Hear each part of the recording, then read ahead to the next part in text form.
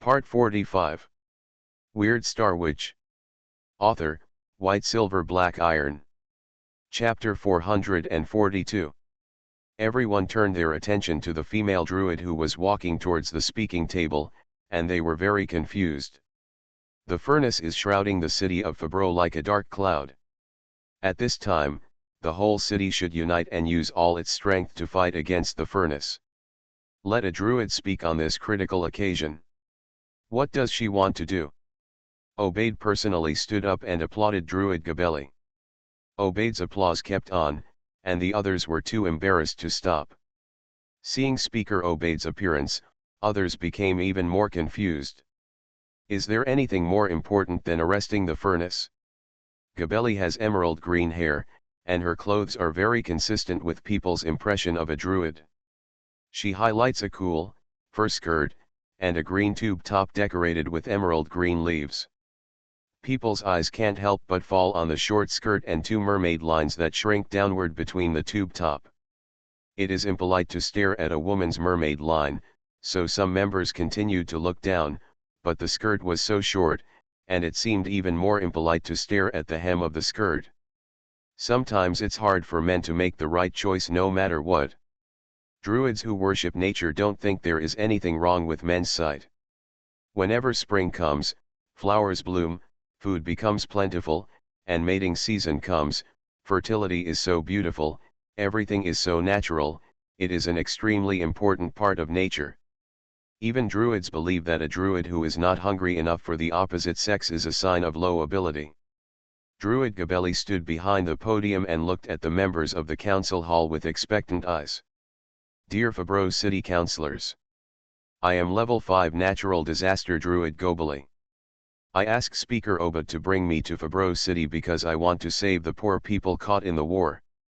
Our neighboring country, the Kingdom of Elba, is plunged into civil war. The intensity of the civil war is getting higher and higher.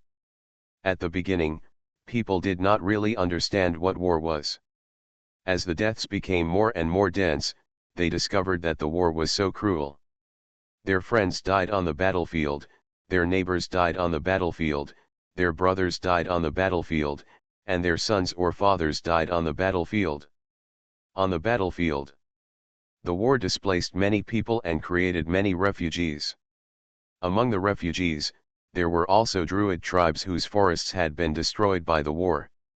We druids not only hope to save the druid tribes in the Kingdom of Elba, but also extend ourselves to others, and we should also find ways to save ordinary people whose homes have been destroyed by war. Refugees gather at the border, hoping to escape war and death. Due to its limited reception capacity, the Carolingian kingdom had no previous plans to accept refugees on a large scale. However, Speaker Obaid proposed a benevolent plan, saying that the refugees could be resettled in several cities bordering the wilderness. These cities, such as Fabreau, have small populations and are fully capable of hosting refugees. These refugees can also serve as the main force in developing the wilderness. Both the refugees and the city of Fabreau will benefit from the act of accepting refugees. Refugees can settle here, live here, work here, and stay away from the war. The war was so cruel that when Speaker Obaid proposed this plan, all the druid tribes fully supported the speaker and strongly agreed to accept and resettle the Elba refugees. War can only bring destruction and destruction, but accepting refugees with such kindness and generosity represents the tenderest side of human nature. BlackBelly looked around the council hall.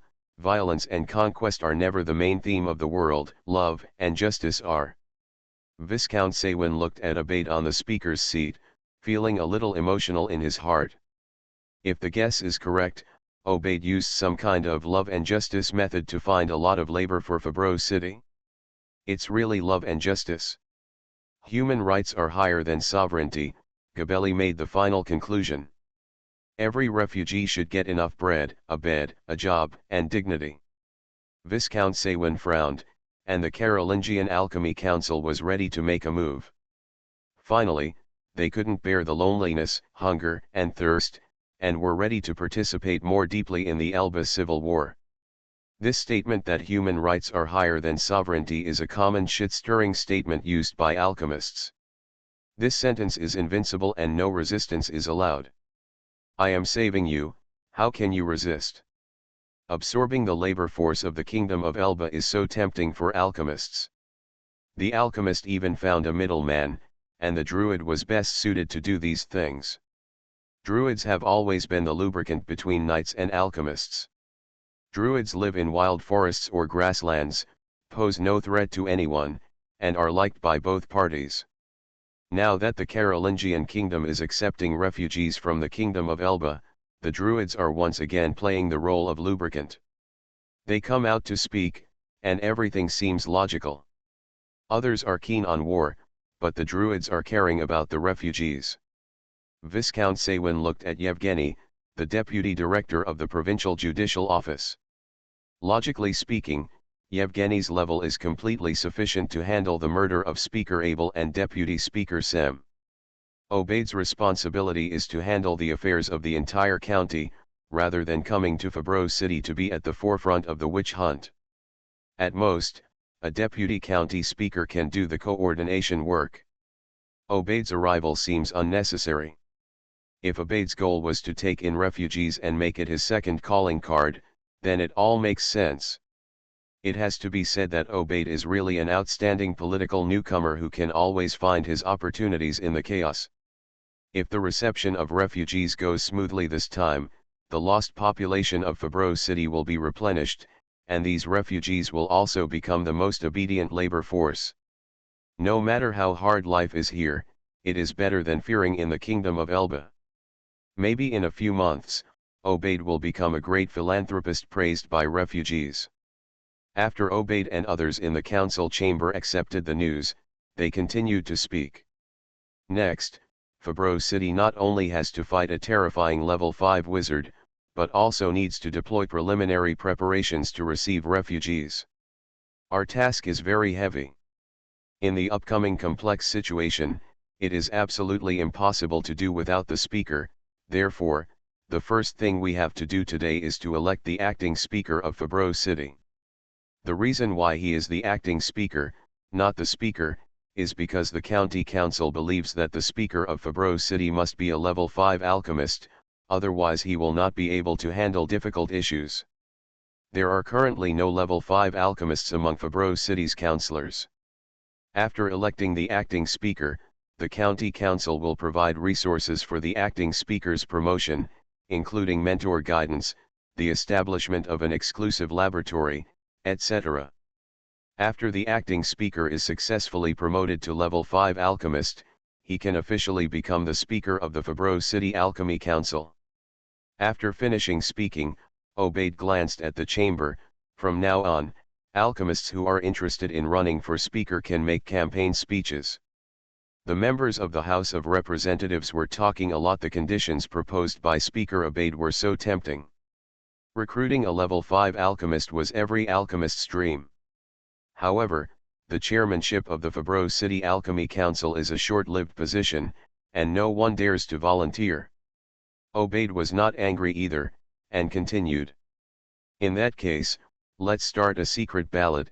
Each person has one vote, to elect the acting speaker of Fabreau City. Parliamentary interns entered the chamber one after another and handed out ballots to each member of the assembly. The congressman took the ballots and focused on the congressman at the front. Director of the Trial Department Arden, Police Commissioner Caden, and General Manager of Thor Trading Company Ivy, these are the three most promising members. Yadin turned his head and quietly said to Mizu, the deputy director behind him, let all our people choose Caden. Mizu nodded and arranged the matter. At the same time, Caden turned his head and whispered to his people, let all our people choose Arden. This is definitely the speaker election with the least smoke. If Obaid hadn't been sitting on it, these two people would have definitely been the first to stand up and give up their qualifications to be elected. Caden also looked at Viscount Xuanhuan, who nodded. Viscount Xuanhuan would let the members he controlled choose Arden. They had discussed before that they wanted to elect Arden as speaker, so that they could use the help of the furnace to get rid of Arden. As for the fact that Viscount Savant can control more than a dozen council members, it is not a secret. Who allows Viscount Savant to own so much land in Fabreau City? It is still very easy to raise more than a dozen mouthpieces. After all, there is nothing like an alchemist. Bottom line. As for other congressmen, if no one says hello, they will vote for Arden, who is the director of the judicial department and has the strongest power. Ivy, on the other hand, showed little interest in this election. She just looked at Gobeli and found this female druid very interesting. In the end, Arden received an overwhelming result of more than 60 votes over the second-place Caden, and amidst the applause of the members, he became the acting speaker of Fabreau City. After he took the stage, the congressman had to sigh that Arden was still calm and unsmiling at such a glorious moment. Arden's eyes were deep and he didn't know what he was thinking. Speaker Obaid cordially shook hands with acting Speaker Arden and congratulated him on becoming the new speaker. Arden tried to force a smile, but his face twitched a few times, and in the end he still looked stern.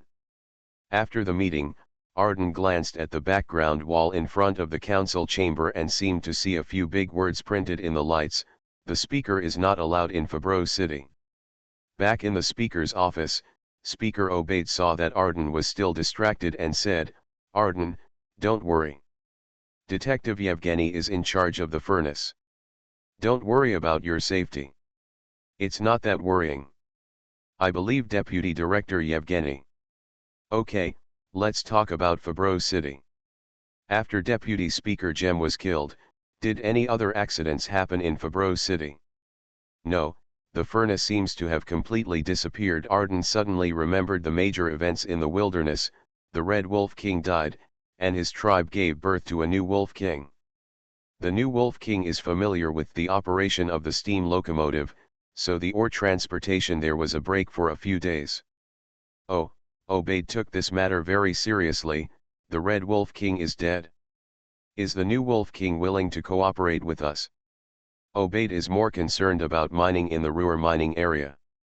Arden said, "So far, I have not been able to come into contact with the new Wolf King. The spokesperson of the new Wolf King tribe is a level 4 werewolf named Martino. He is very easy to talk to and always appears in human form. He is a capable person. Communicating werewolves." Seeing Arden's hesitant look, Obaid knew what he was thinking. The furnace has returned to Fabreau City. All accidents may be caused by the furnace. The death of the Red Wolf King may also be caused by the furnace. Guilty. However, the most important thing is the Ruhr mining area.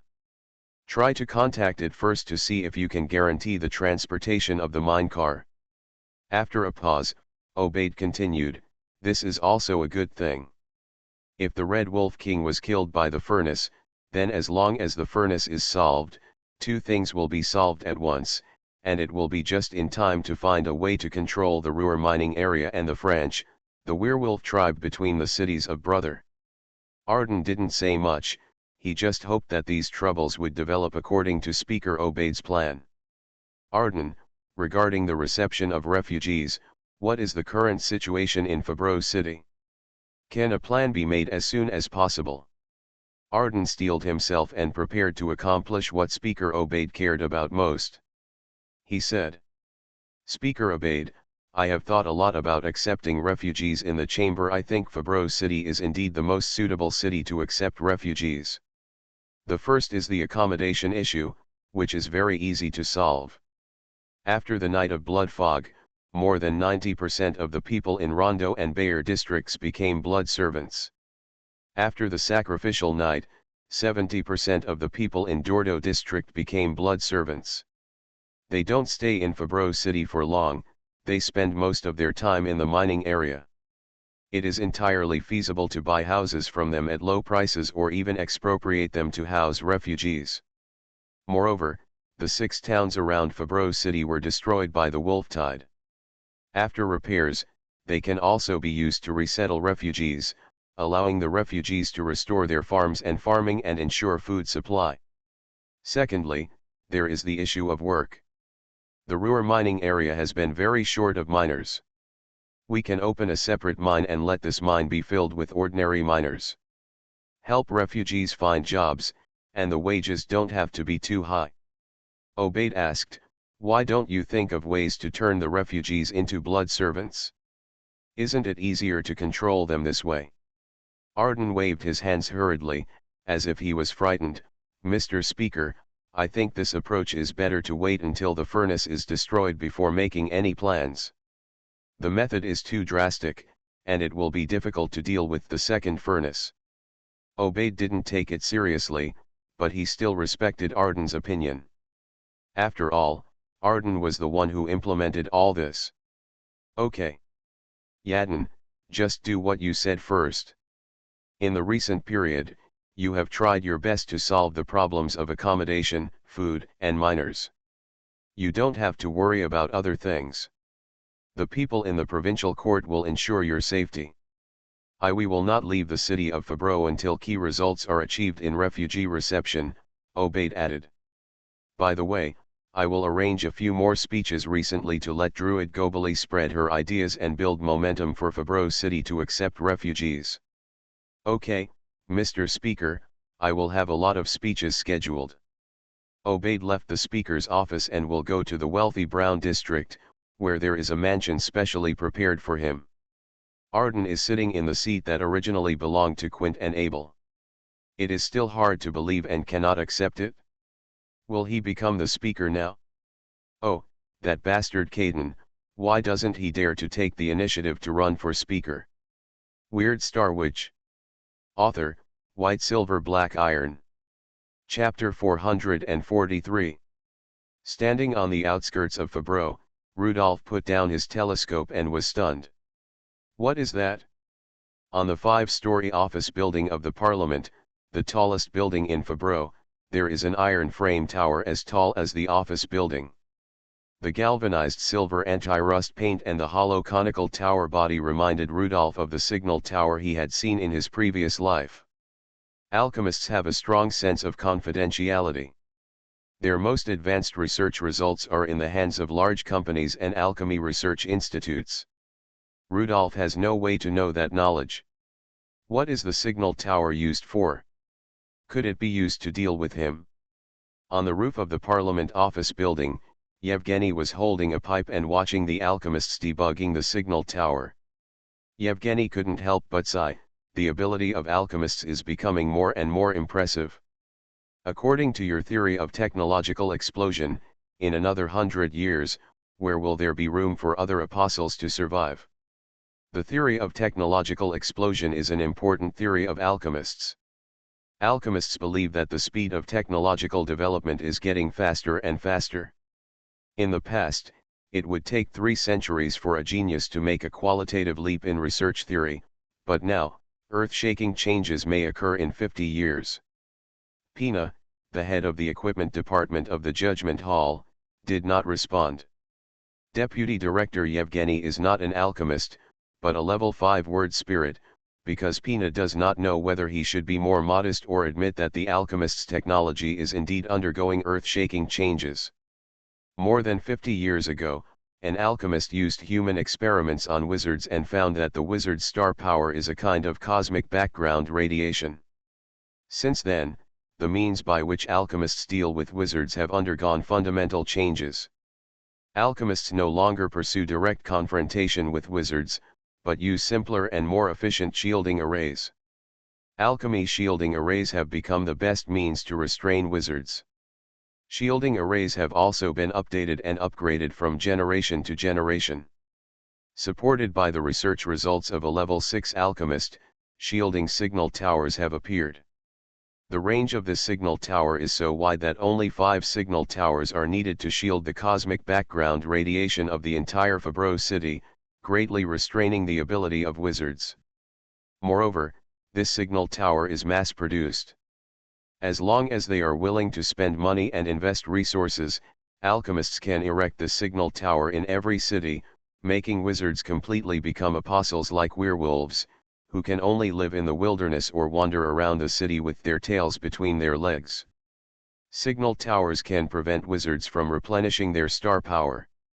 In this way, Wizards can only rely on the star power stored in their bodies, and their strength is greatly reduced. Pina, the person in charge of shielding signal towers, said.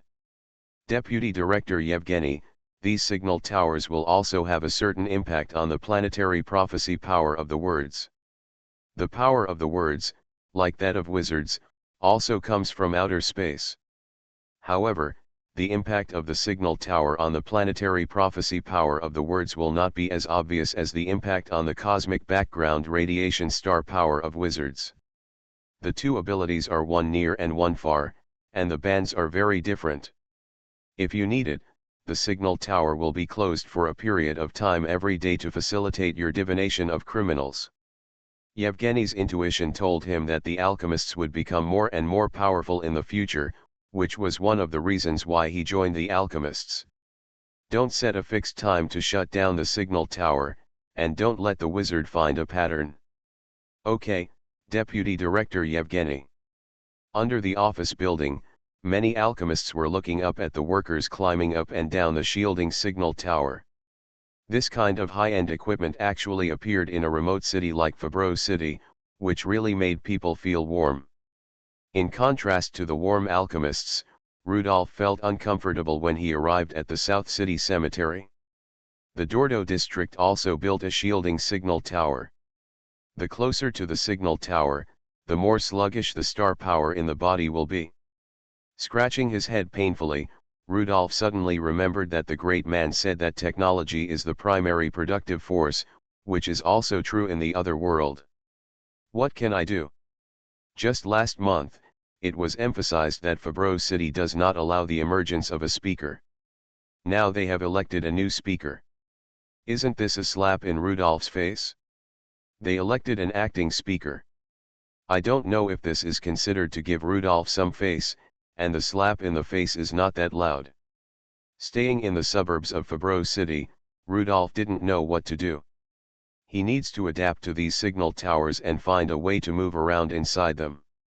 After nightfall, Rudolph looked up and searched for the trajectory of the planets in the sky, wanting to do a divination for himself. These signal towers have a significant shielding effect on the background radiation of the universe farther away, and also have an impact on the prophetic power of nearby planets. Rudolph had to retreat to a farther distance before completing the divination. The result is good, the danger is controllable, and he can get out of danger after dying a few times. Rudolph didn't know whether he should be happy or not. If the signal tower is fully powered, the words in the witch hunter will also be affected, which proves that he will not be found so easily by the words. At this time in the city center, Yevgeny left the parliament. For several consecutive days, he has not been able to divine the whereabouts of the furnace, and he only has some evidence that is very weakly related to the furnace. The strongest correlation of the words of the spirits is biological specimens, hair, blood, nails, etc., which can help the words get the most direct divination results. Unfortunately, the furnace is very cautious, and there are no biological specimens of the furnace in the trial office. The second most relevant thing is trace specimens, such as signatures, fingerprints, etc. On the night when Vice Speaker Jem died, Ronglu sneaked into the trial office and destroyed all trace evidence of Ronglu in the trial office, such as the year-end summary that Ronglu had to write every year when he was in the police station, and the documents written by Ronglu when he was a patrolman and police officer. As for other credentials, the effectiveness of divination is much lower. Tonight, Yevgeny felt slightly flustered, as if something was going to happen tonight. Yanling trusts his intuition very much. If he is worried about something, then something will definitely happen. A subordinate witch hunter came behind Yevgeny. Deputy Director, it's time to set off. Baron Jennifer has returned to her mansion. Let's go and act according to the plan. A group of more than a dozen witch hunters headed towards the wealthy Brown district and went straight to the Baron's mansion in Gastown. In the Baron's study, Yevgeny met Baron Jennifer, who was mentioned in the records of the tribunal as having a close relationship with the furnace. Jennifer's expression was ugly. On her desk, there was a letter of introduction personally written by Speaker Obaid, asking her to cooperate with Yevgeny's investigation. Seeing Baron Jennifer staring at him with a livid face and unkind eyes, Yevgeny was also helpless. "Jennifer Baron, I'm sorry to bother you. If you're really sorry, you can leave now." Yevgeny was hit with a soft nail, but he just smiled. "Baron Jennifer, do you really think that the tribunal will ignore your dirty past of colluding with wizards because of your status as a baron?" The temperature in the study suddenly dropped a bit, and Jennifer stared at Yevgeny, who was holding a pipe in front of her, with disdain on her chubby face. "The Fabreau City Judicial Office has no choice but to take a baron. The County Judicial Office needs to worry about the face of Viscount Saywin and Earl Baron, but the Provincial Judicial Office will not take a small baron seriously. I think the letter on your desk, this letter written by Speaker Obaid, is enough to give you face. Don't be so naive, Baron Jennifer, you are not a little girl who doesn't know the world, and you are resisting the trial hall. To you, no benefit at all." Jennifer closed her eyes, her twitching eyelids showing how unwilling she was at this moment. "You can search for whatever you want, I won't stop you." Yevgeny nodded with satisfaction. "This is a good start, Baron Jennifer, your choice is very wise." In fact, Yevgeny was just passing the extra time, because the witch hunters had already started searching, and Jennifer's consent was not needed. Half an hour later, a witch hunter entered the Baron's study and whispered something next to Yevgeny. Yevgeny nodded while listening. "I understand, nothing was found, right?" Unexpectedly, no clues were found in the Baron's house. Yevgeny said, "Baron Jennifer, can you take the initiative to hand over the items related to the furnace that you hold? This will be good for you." Items related to the furnace, Jennifer thought for a moment before saying, "Does memory count?" "Baron Jennifer," Yevgeny suddenly slammed the table, "I hope you understand the current situation. The key now is not only the criminal in the furnace, but also the acceptance of refugees by the Alchemy Council. The life and death of the furnace is related to the stability of Fabreau City, and the stability of Fabreau City is related to the acceptance of refugees by the Alchemy Council. There is no room for negotiation on this matter. No noble can stop the Alchemy Council from accepting refugees. This is a major project that the Alchemy Council of Orb Province has agreed to and is focusing on."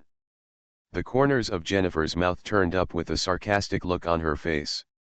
Why she was accepting refugees was because the mining area was short of manpower and the Alchemy Council was preparing to develop a second wilderness mine west of the Ruhr mining area.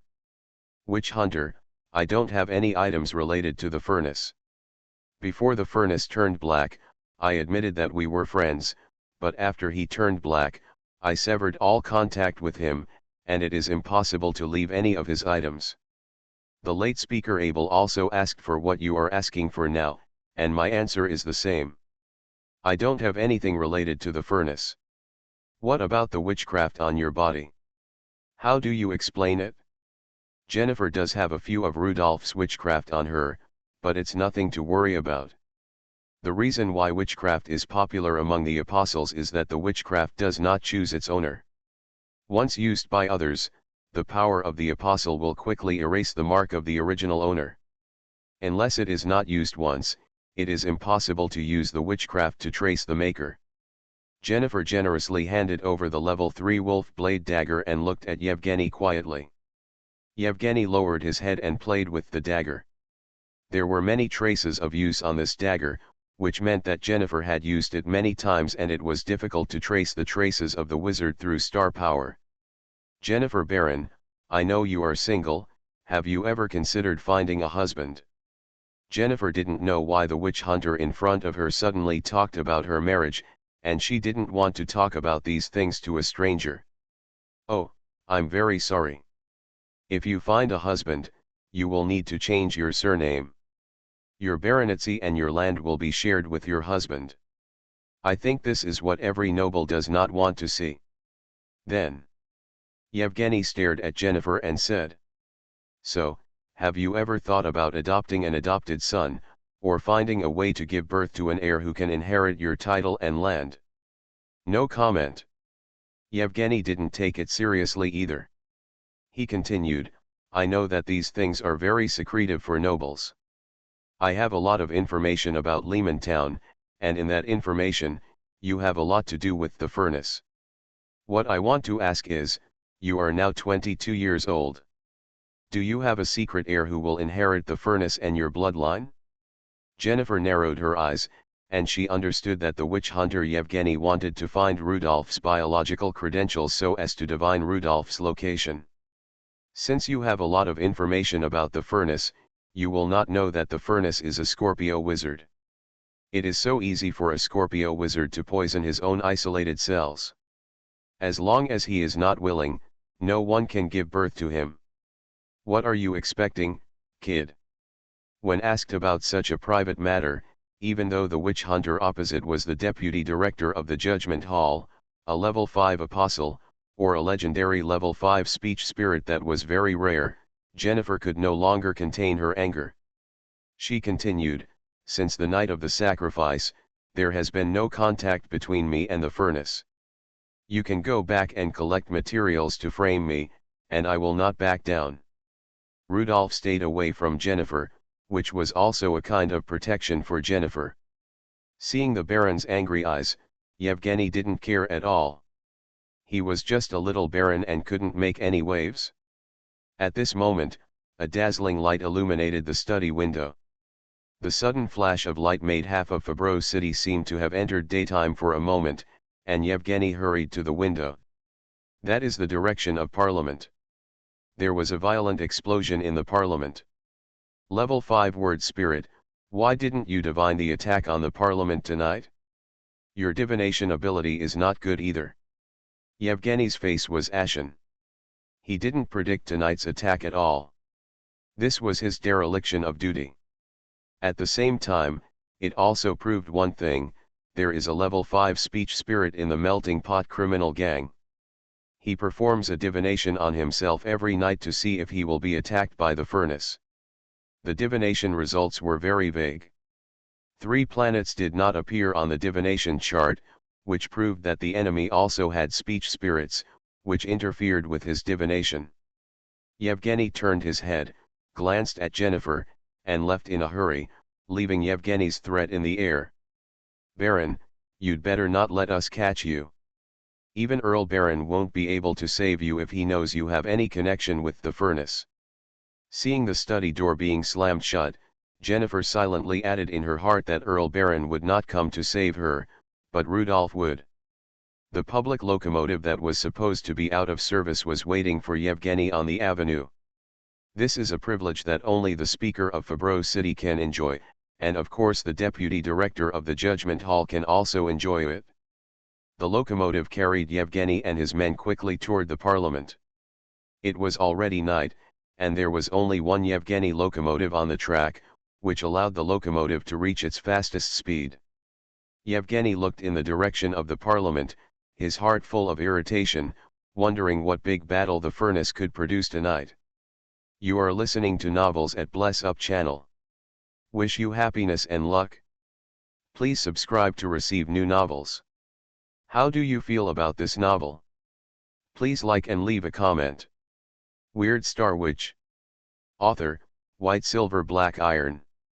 Chapter 444. On the top of the signal tower, the red warning lights were flashing. Those red warning lights meant that the shielding signal towers were operating normally. When Rudolph entered Fabreau City, the movement of the star power in his body became sluggish. He looked up at the starry sky and could clearly see every constellation, but it became difficult to draw in the star power. The signal tower emitted some kind of high-power electromagnetic waves, which spread around and enveloped the sky above Fabreau City, interfering with the star power radiation. Rudolph entered the city from the Dordo district. He first tried to approach the shielding signal tower in the Dordo district. This signal tower is located next to the Temple of the Gods. Unexpectedly, the Alchemy Council was still very trustworthy. Such a high-level signal tower did not forget to arrange one for the Temple of the Gods.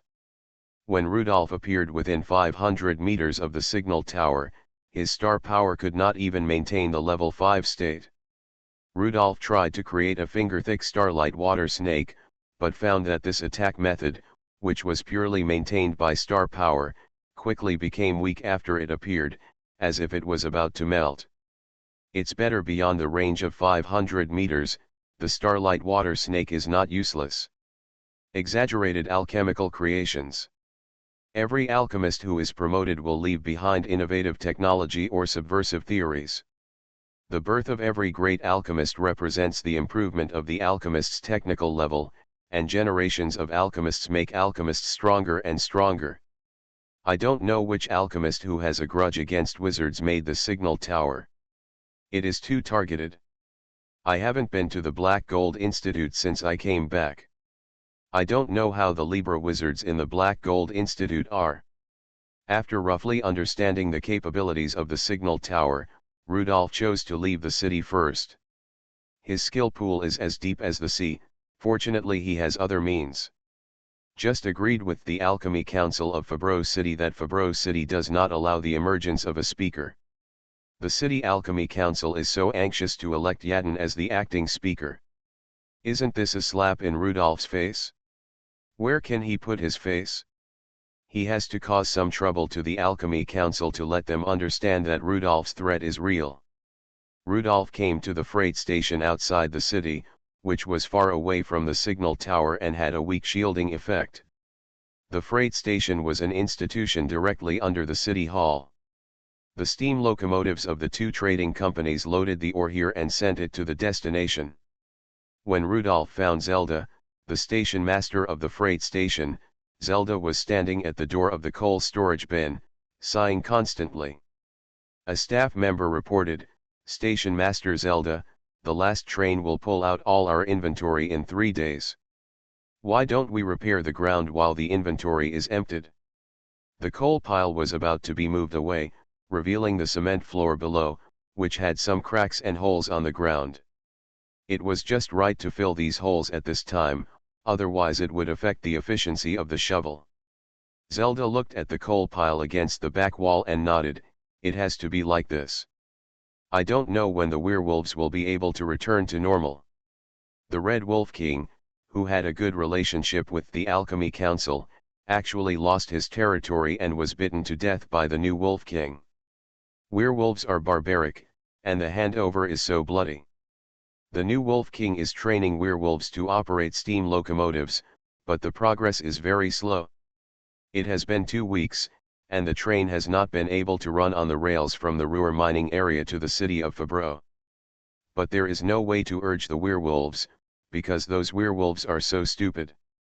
The tall iron door of the coal storage bunker is closed, and the empty echo inside can be heard through the door. The coal storage bunker has never been so empty since it was built. Station Master Zelda walked towards his office. When he entered the office, he suddenly saw a woman sitting on the chair. From the back of the woman's waist is so slender, and there is only black gauze on her smooth back, without any clothes, which makes Station Master Zelda fall into a reverie of the woman's face. Is there nothing under the black gauze? The station master waved his hand and signaled his men to leave. The men turned around reluctantly. The station master's last look clearly showed that he must keep the secret, otherwise he would be in trouble.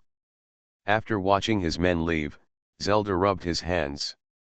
Oh my God! Which trading company finally got the hang of it and finally remembered to use the beauty trap on him? Is it Thor Trading Company? It doesn't seem like it. They are also alchemists. Even if there are some services, they will greet them in advance, and Thor Trading Company will definitely tell the station master how expensive these services are and how good value for money they are. Could it be Rondo Trading Company? It is very likely that the noble Rondo Trading Company stopped loading the day before yesterday because of the orders from Thor Trading Company these days. It seems that the noble finally got anxious and wanted to please him, the station master of the freight station. If it was the noble, then he would not be polite. Enjoy while delaying. Anyway, it is not his fault that there is no coal. Zelda's eyes became hot. He saw the woman on the chair stood up. It doesn't matter if she doesn't stand up. After she stood up, the station master's heart beat faster. This tool, this figure. However, the next moment, the station master's eyes became blurred. A level 3 alchemist cannot resist the charm of a level 5 silver snake. Rudolph walked out from the shadows behind the door. I'm sorry, I have to use this method on you. I have no choice but to blame your signal tower for being too powerful. A few minutes later, Zelda walked in front and left the freight station. The subordinate who was itching in his heart did not go far away. He hid not far away to get more secrets from the station master. Seeing that the station master left after a few minutes, he was a little confused. Station Master Zelda, your health is getting worse and worse. After Zelda left the freight station far away, Rudolph emerged from the shadows. He wore wide-rimmed glasses and carried a briefcase, like the station master's assistant, and walked into the city together. A target was set for Zelda, asking him to go to the Parliament building and then report the freight station to Acting Speaker Yadin. Tonight is the day when the signal tower shielding in Fabro City is built.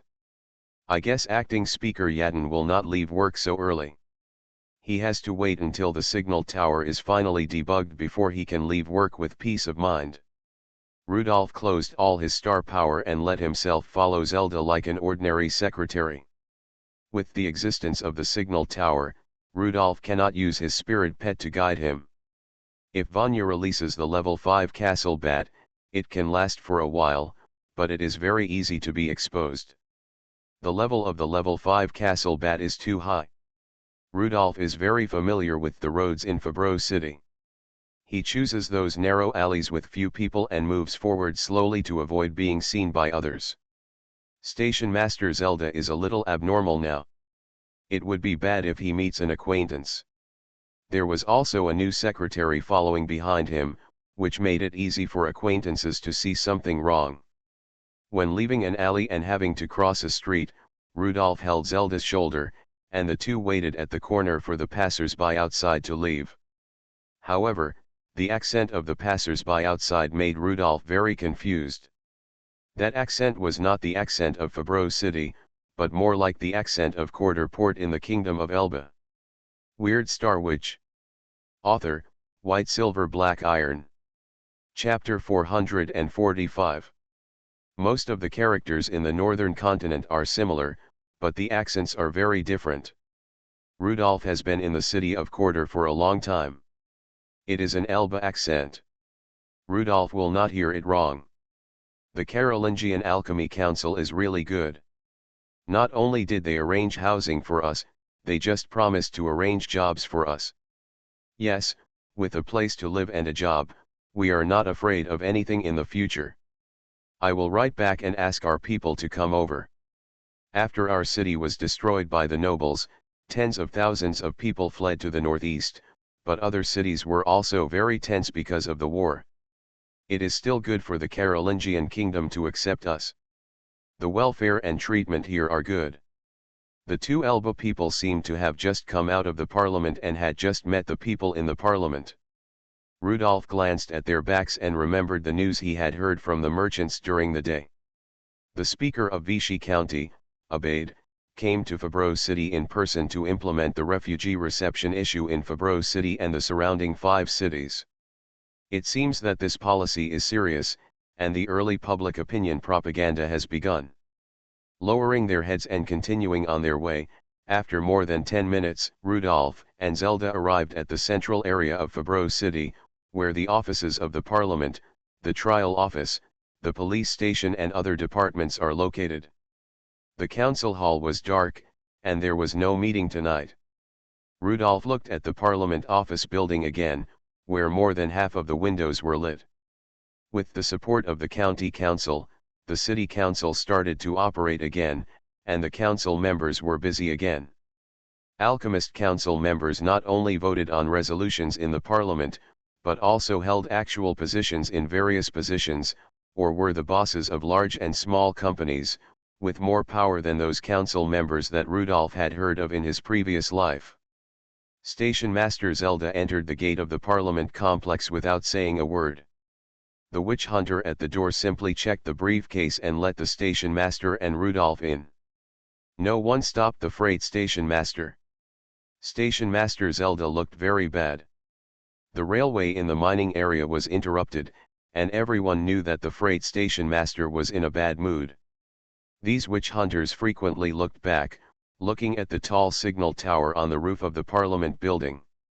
After the last debugging tonight, the signal tower will be officially put into use, and then the witch hunters' work will be easy. Rudolph was very glad that the upper witch hunters of the Court of Inquiry were not here. They didn't know where to investigate what. Zelda, the station master of the freight station, often asked Yadin to act as the speaker recently, hoping that the Parliament would come forward and solve the problem of the railway in the mining area as soon as possible. His appearance was not abrupt at all. Rudolph, who was well disguised, wore a suit and glasses, played the role of Zelda's secretary, and followed Zelda to the third floor where the speaker's office was located. If there was no abominable signal tower, Rudolph could command Zelda from a distance. Now, he can only give orders to Zelda by being close to her. Next to the speaker's office is the waiting room. At 9 o'clock in the evening, there were more than a dozen people who wanted to see the speaker in the waiting room. Station Master Zelda entered the waiting room and found that the people in front of him were all important figures in Fabreau City now, including several real estate developers and mine managers from the mining area. These people were of higher status than Zelda, so Zelda was at the end. After sitting down, the station master raised his sleeves and sniffed gently. There was a handkerchief in his sleeves with an alluring aroma. Zelda sat on a sofa.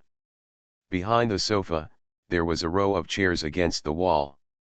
That was the position of the entourage. Rudolph sat on the chair and waited silently. Until the people in front were almost met, Rudolph stood up with the station master Zelda, and they came to the corridor. Rudolph walked to the toilet, just like other small people who were nervous before meeting the speaker. Nervousness led to frequent urination.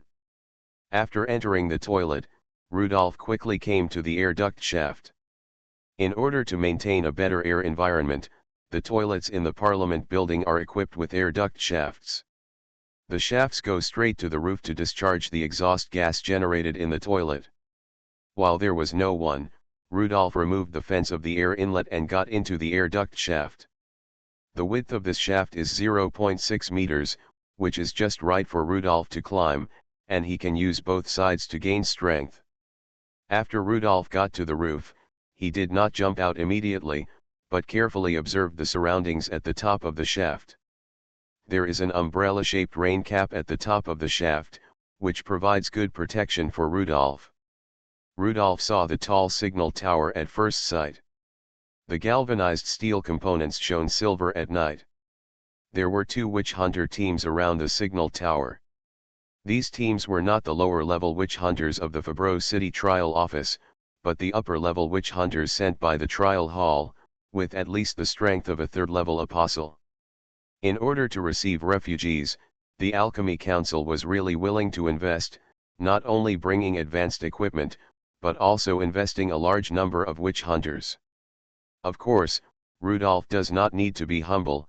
He is also one of the reasons why the trial hall sent so many witch hunters.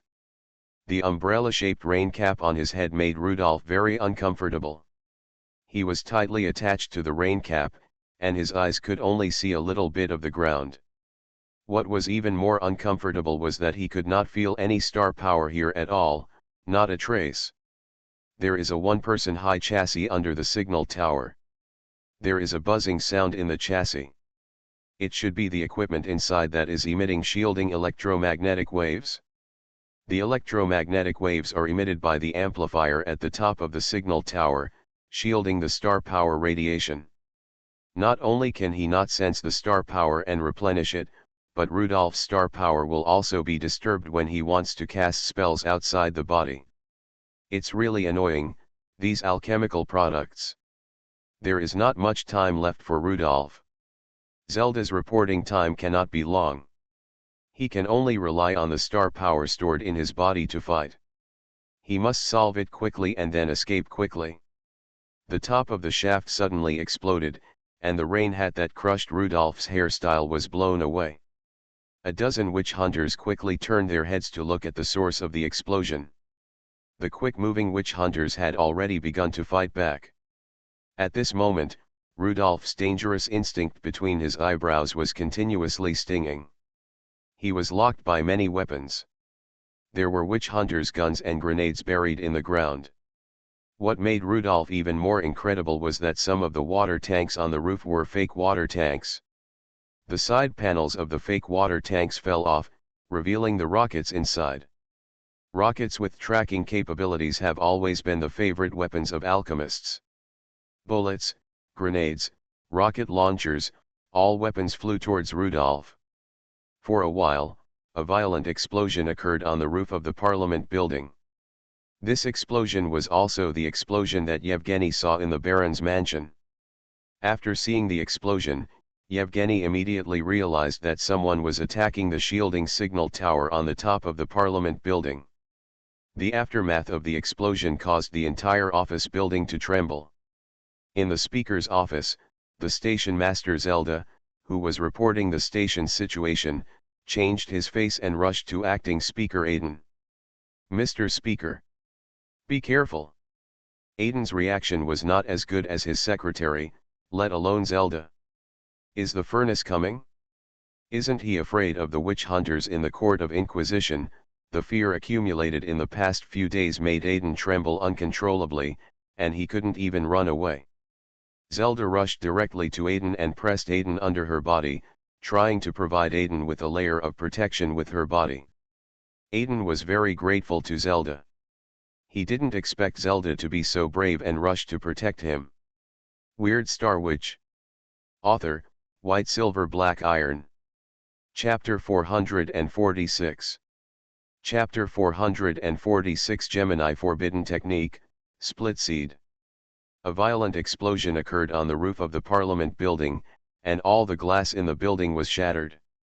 The explosion was so harsh that the crackling sound of the broken glass could not be heard. The ground was shaking wildly, and it was completely impossible to stand. The broken glass was flying everywhere, as if every piece was going to pierce the eyes. The roof was covered with dust, and Yatin fell from the chair and quickly shrank under the desk. In such a chaotic moment, Yatin didn't know why, but suddenly remembered a knowledge point he had learned in the general knowledge class of the Alchemy Academy before, saying that you can hide under the table during an earthquake. At that time, he sneered, "What role can a table play in an earthquake? This speaker's desk is different. It can not only help him block the flying glass, but also activate the alchemy mechanism inside at a critical moment, becoming the last safety barrier." The plaster on the ceiling fell in large pieces and hit the table, proving that the explosion caused great damage to the main structure of the entire building. Zelda stood in front of Yatin at the right time. Yatin was a little touched just now. The station master of the freight station was good. He knew to stand in the opening of the table. But the next step, he saw Zelda squeeze into the table. Yatin cursed Zelda in his heart, "What level of person are you? How dare you use the same shelter space with the acting speaker?" At the same time, he stretched out his foot and kicked Zelda's back hard, trying to kick Zelda out. The table can only provide limited protection. How can it accommodate two people? Zelda held the table legs on both sides tightly with both hands, enduring the pain in his back, and didn't want to leave the table. The shock wave of the explosion woke Zelda up. He had just come out of the enchanted state, and what he had experienced before was a little vague. Now he found that the acting speaker Yatin was kicking him madly and hard. The heels of the leather shoes were so hard that Zelda was very sure that his back must be bruised. There were explosion noises all around, and he didn't know if acting speaker Arden had shouted something in a hurry, but Zelda didn't care about anything else. It was more important to save his life. He couldn't leave under the table just because Arden was the acting speaker. Zelda knew that everything in the speaker's office was protected by alchemical reinforcement arrays, and the table was the same. It must be much safer than standing outside. At the same time, he was also very confused about what happened on the roof that made the speaker's office shake. You know, the reinforcement arrays in this office are all level 5 reinforcement arrays. A few seconds later, the explosion was coming to an end, and Zelda finally heard clearly what acting speaker Arden was shouting behind him. The wizard is coming. The furnace is coming.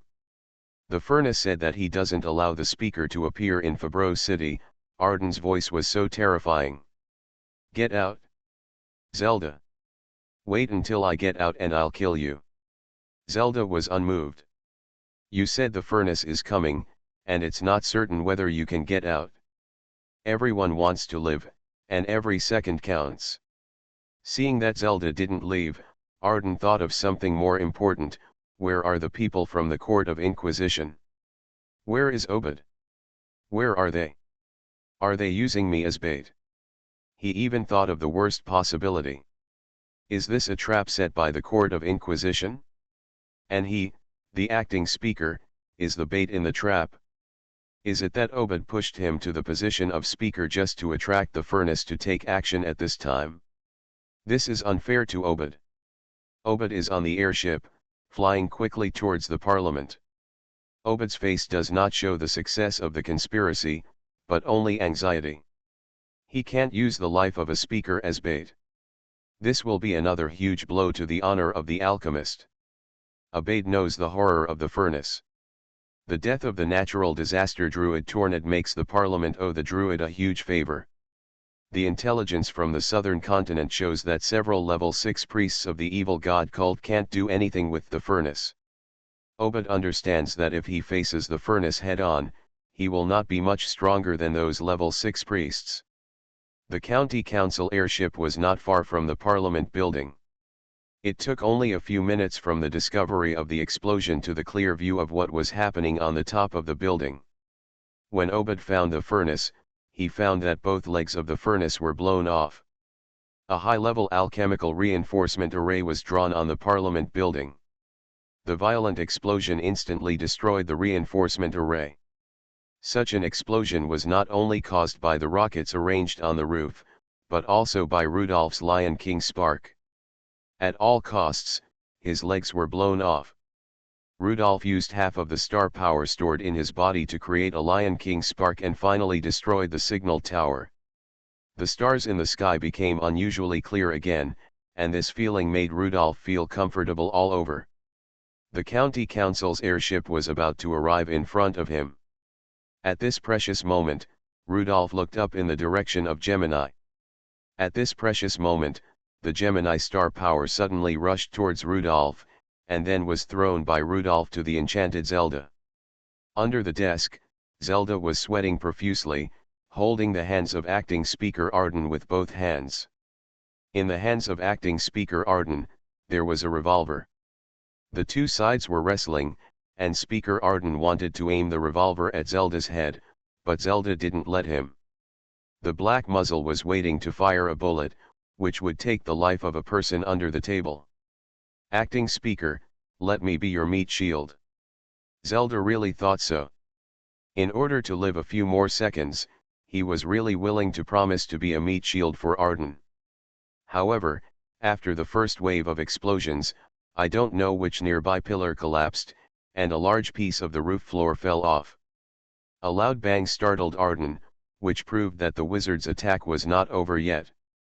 Think about it, the wizard was staring at the roof of the parliament building, so his target must be the signal tower on the roof.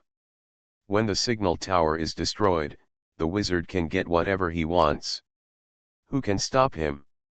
At this time, Arden just wanted to drive Zelda out from under the table. This office is an alchemical product. After activating the mechanism, it can also be turned into a safe house. Zelda's existence prevented Arden from completing the next step. Zelda would get stuck in the mechanism. How could Arden not be furious? During the dispute between the two sides, the handkerchief in Zelda's sleeve fell to the ground. Arden was lying in the narrow space under the table, and the handkerchief was so close to Arden's face. A fragrance wafted out, and in the refreshing fragrance, Zelda lost consciousness and fell to one side. Arden found Zelda unconscious, kicked him away, and then pressed the button under the table. The clockwork sounded around the desk, and the alchemical copper wires were pulled closer, indicating that the reinforcement array of the desk was activated. While waiting for the safe house to be completed, Yaden couldn't help but look at the handkerchief and found that the surface of the handkerchief was covered with a lot of dust. Yaden had captured some wizards when he was in the Judgment Bureau, so he knew these dusts. These dusts were clearly the wizard's starstone powder. Looking closely, these starstone powders formed a spiral pattern, and the center of the pattern was the 17 bright stars of Gemini. The next second, Yaden regretted his intestines. Why did he look carefully just now? Rudolph on the roof curled up his mouth, and the forbidden spell was completed. The handkerchief was not the charm of the silver snake. There must be abstinence priests among the witch hunters in the judgment hall. This is a means used by many big men to keep their hearts pure.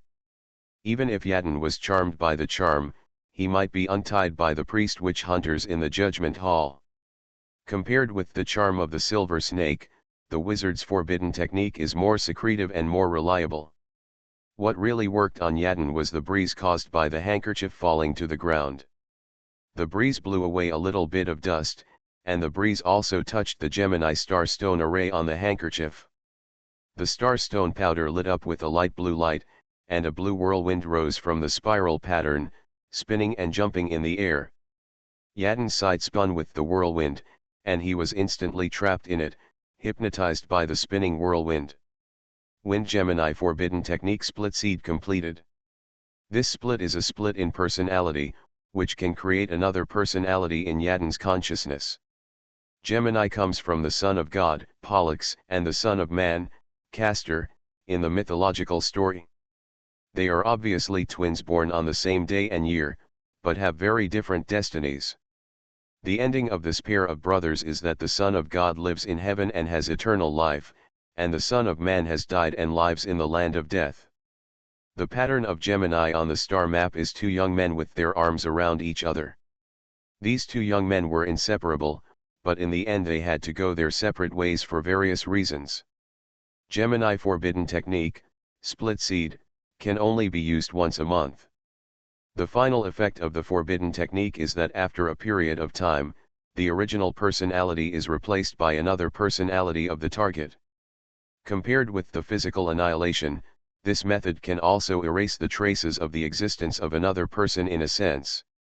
After a long time, Yaden still looks like Yaden, but in fact, Yaden has been replaced by his second personality and has become another person. This replacement is like a change in personality after a drastic change, which is imperceptible, extremely hidden, and difficult to distinguish. Yaden was almost killed by the furnace tonight and was a little scared. If he has some strange behavior in the future, it makes sense. After getting this forbidden technique, Rudolph thought for a long time. He thought that he could fight the Alchemy Council in another way. The Alchemy Council is too large, killing the chairman of the City Alchemy Council and the chairman of the County Alchemy Council. Kill the chairman of the County Council, and above him there are the Provincial Council, the Regional Council, and the upper house of the capital. As the maker of order, the power of the alchemist is extremely huge, and it is not a good idea to confront it head-on. If you can't beat him, just join him, control a speaker, and then let this speaker protect you from the wind and rain, which is obviously easier. Rudolph chose again and again, and his breakthrough can only be the acting speaker Aiden. Obed was the first to be eliminated. Since he came to Fabreau City, it proves that he must have a trump card and is not so easy to kill. Who knows what high-level alchemical products the chairman of the county council has, even if it is an 8th-level alchemical product, it can also be mass-produced, which is where alchemists are better than other apostles. Other apostles are at most craftsmen who make a living by their apostle abilities. Alchemists are factory owners. They can mass-produce alchemical products on the assembly line. This feature once defeated the knights. In the battle of the large army, the ability of alchemists is terrifying. The one leading the witch hunt was Yevgeny, a level 5 word spirit, and the second one was excluded. Rudolph himself possessed the ability of a level 5 word spirit, and he knew how difficult it was to deal with a level 5 word spirit, and the background of the Judgment Hall was even more difficult for Rudolph to predict. Therefore, only the acting speaker, Aiden, whose status was enough to influence the situation, and who was weak enough, was the most perfect breakthrough for Rudolph. At this time, Aiden shook his head and woke up from the dizziness. The starstone powder on the handkerchief began to burn because it transmitted too much star power, and the whole handkerchief was burned to ashes. Aiden didn't pay any attention to the handkerchief at all. He looked at Zelda, who was unconscious opposite him, the selfish and stupid freight station manager, who almost delayed his refuge. He raised the gun and was about to shoot Zelda, but suddenly a voice sounded in his mind, "Why don't you let him live? Look at his body with glass shards stabbing it, which is somewhat useful." Arden was confused and didn't know why he thought so. His finger on the trigger failed to exert force, and finally he put down the revolver. Mercy, I didn't expect that Arden, the former director of the judicial office and the man who arrested hundreds of heretical apostles, would have such emotions. Obaid on the airship put down his telescope and looked at the roof of the Parliament building in disbelief. The signal towers in the other 4 districts were equipped with level 5 alchemical reinforcement circles, and the reinforcement circle on the Parliament building was at level 6. That wizard really has the ability to fight beyond levels, and he can actually destroy a level 6 reinforced magic circle. It is right to be cautious. Obaid, a level 6 alchemist, may encounter danger when facing the furnace. Rockets ready. Shoot. After hearing Obaid's decisive order, the airship fired rockets all over the sky. Not only Obaid's county council airship, but also Colonel Guyton, who was on the silver flame that had just arrived, saw the movements of the speaker's airship and issued the same order. Rockets streaked across the night sky, and Obaid felt a little uneasy. He had to keep the new speaker Arden, otherwise the dignity of the alchemy parliament would be trampled on again. More importantly, without the leadership of the local alchemists in Fabreau City, refugee reception would have encountered big problems. The rockets dragged thick smoke towards the roof of the parliament building. Among these rockets were Speaker Obaid's thermobaric bombs and Colonel Guyton's thermite bombs. Yevgeny was also rushing towards the parliament building. He raised his head and shouted anxiously, "No! Don't kill the furnace." It's not that Yevgeny has any relationship with the furnace, but he knows that capturing and imprisoning the furnace is the only way to solve the problem. Whether it can kill the furnace can be left to interested alchemists to experiment, but that is a story for another day. Bat wings sprouted from Yevgeny's back, and he quickly flew towards the airship. "Speaker! This will let the furnace go." Hearing Yevgeny's anxious cry, Obaid shook his head. "I understand what you mean, but our starting points are different. Solving the problem of the furnace can be pushed back later, but Arden must be preserved, and Arden must lead the reception of refugees. We airborne outsiders can't do it. It is urgent, the reception of refugees must be completed in winter, Yadin cannot die. Once the shielding tower is destroyed, the Forge will have time to attack everyone in the capital, with Arden most likely to be killed." Obaid raised his eyebrows, but Yevgeny felt that there was nothing surprising. The furnace offered no resistance and allowed countless rockets to hit him, without any fear in his eyes. Just before the explosion completely engulfed the furnace, the roof flashed a little golden flame. That is the legendary Phoenix Golden Fire, which appears when the Phoenix Wizard is reborn from the ashes. You are listening to Novels at Bless Up channel. Wish you happiness and luck. Please subscribe to receive new novels. How do you feel about this novel? Please like and leave a comment. Weird Star Witch. Author, White Silver Black Iron. Chapter 447. Yevgeny no longer looked in the direction of the Parliament building. He spread his bat wings behind him and left Obad's airship. There was nothing to see. Today was originally a good opportunity. The level 6 reinforcement array was not so easy to destroy. The consumption of the furnace must be very large.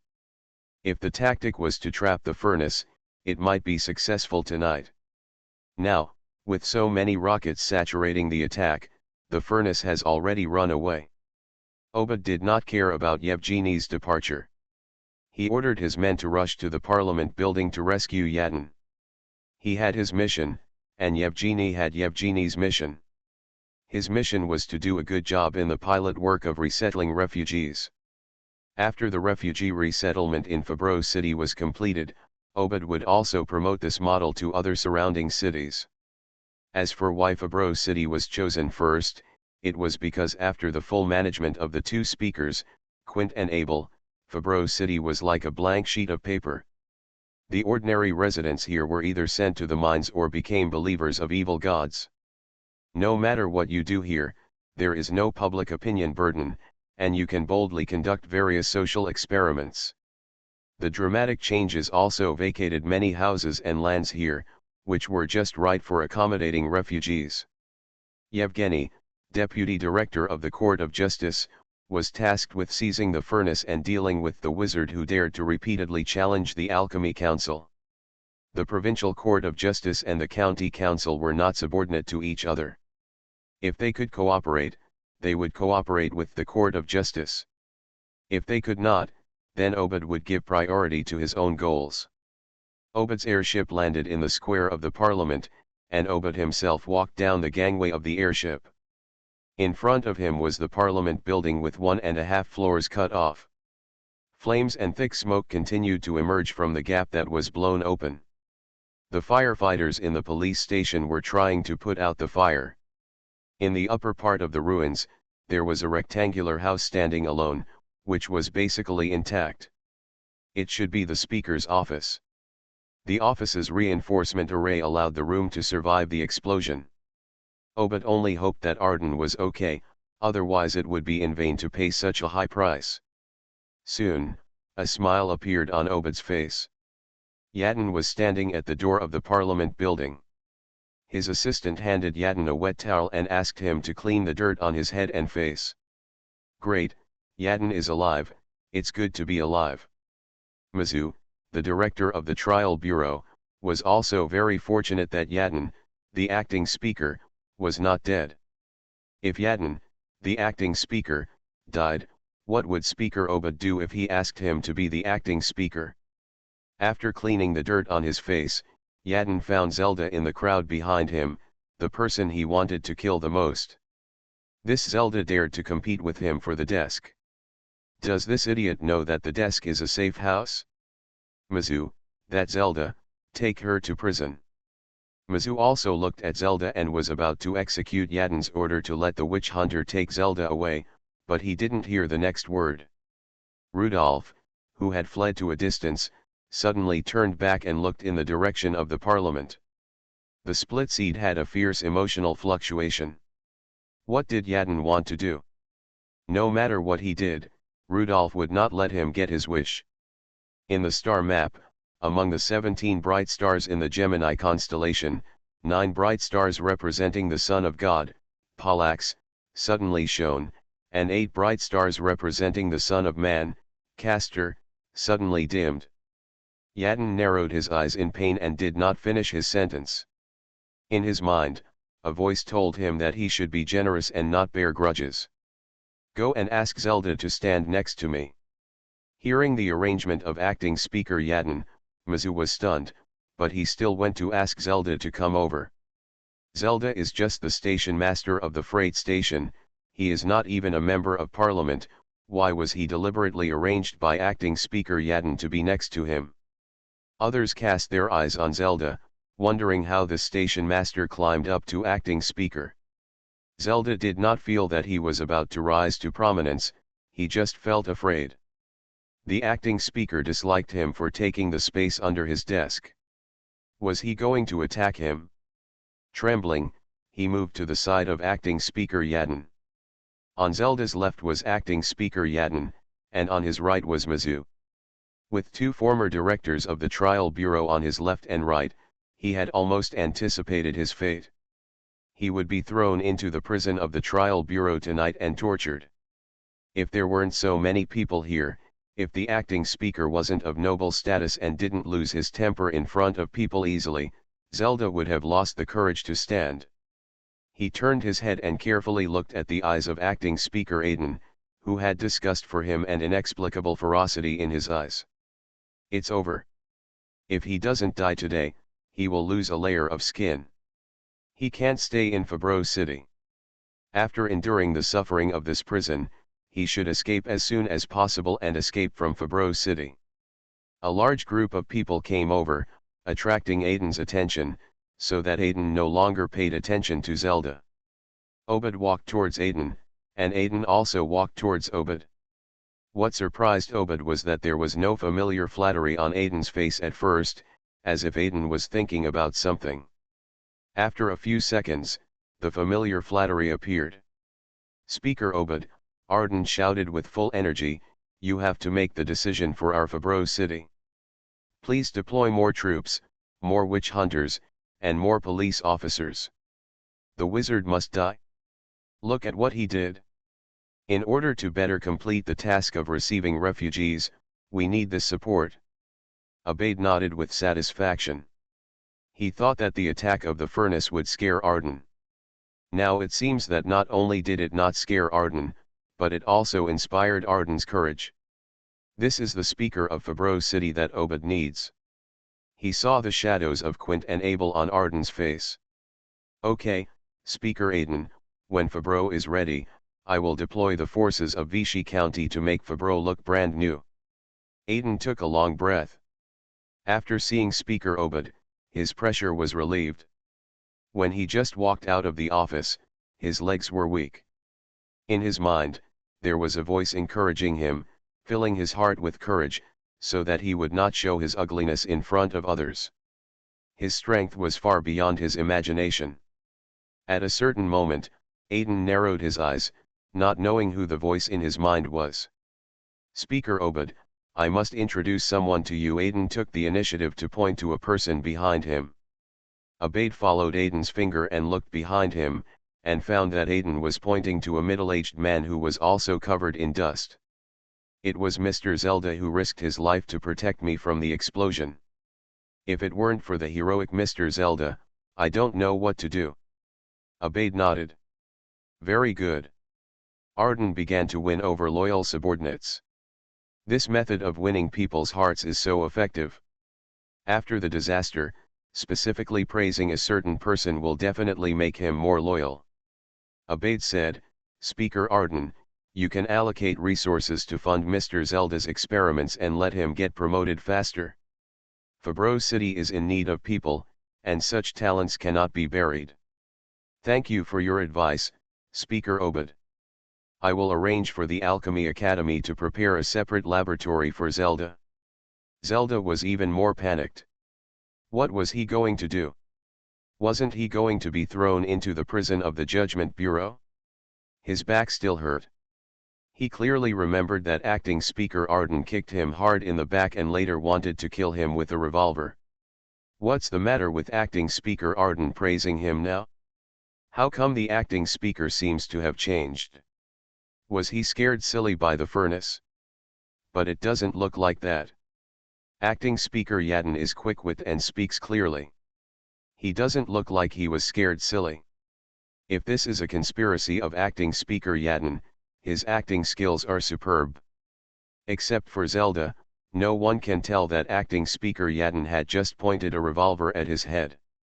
In doubt, the desire to survive drove Zelda to follow Yadin's words and said, "I will definitely live up to your expectations, get promoted as soon as possible, and make greater contributions to Fabro City at this critical moment." Yadin nodded with satisfaction, "I believe you will shine in your work in the future." Zelda was even more confused. He could only nod his head and didn't know what to say next. Weird Star Witch. Author, White Silver Black Iron. Chapter 448. Acting Speaker Arden did not dwell on Zelda's matter. He turned to Obed and said, "Speaker Obed, I have to apologize to you first. I have to command the rescue of the staff in the Parliament building." Aiden said with a sad face, "Damn the furnace, it actually attacked the Parliament building so madly. Fortunately, it is late at night, otherwise we don't know how many alchemists will be sacrificed. Go, Arden, this is your duty." Obed walked towards his airship with satisfaction, ready to return to his residence in the wealthy Brown district. Arden's performance far exceeded his expectations. Aiden looked at the Parliament building, and his impatience flashed across his face. The post-disaster work should not have been his personal responsibility, but the villain in his mind kept telling him that he must be really kind and feel sad for the death of his subordinates. When a body was wrapped in a body bag and carried out, Arden suddenly walked towards the body quickly. The police officer carrying the body was startled, but saw the acting speaker coming over while shaking his head. His expression showed that he was in great sorrow. After unzipping the body bag, Yadin saw the face of the body. "Bevan. I remember you. The second son of the station master. How outstanding you are. I remember you were an intern in the archives room. You brought me files several times. I can't imagine how sad your parents would be after hearing this bad news. Damn furnace, that executioner, how could he bear to kill such a young person?"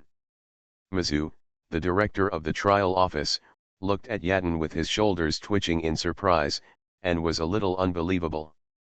No wonder Yadin could become the speaker. Look at this sincere performance. Is this something that ordinary people can master? Mizu has been Yadin's subordinate for more than 10 years. When has he seen Yadin so sad? When he was in the trial office, even he felt that Yadin was too greedy. As long as he was paid, he would dare to release any prisoner. No one knows a secret. The former wizard of Fabreau City, Bloody Saren, was backed by Arden. If the county trial office hadn't sent someone to investigate Bloody Saren, the wizard wouldn't have died. Bloody Saren gave Arden a lot of money every year. Mizu finally realized the gap between him and Arden. After coming out of the trial office full of confidentiality regulations, Arden quickly adapted to his new identity and behaved more hypocritically than Abel.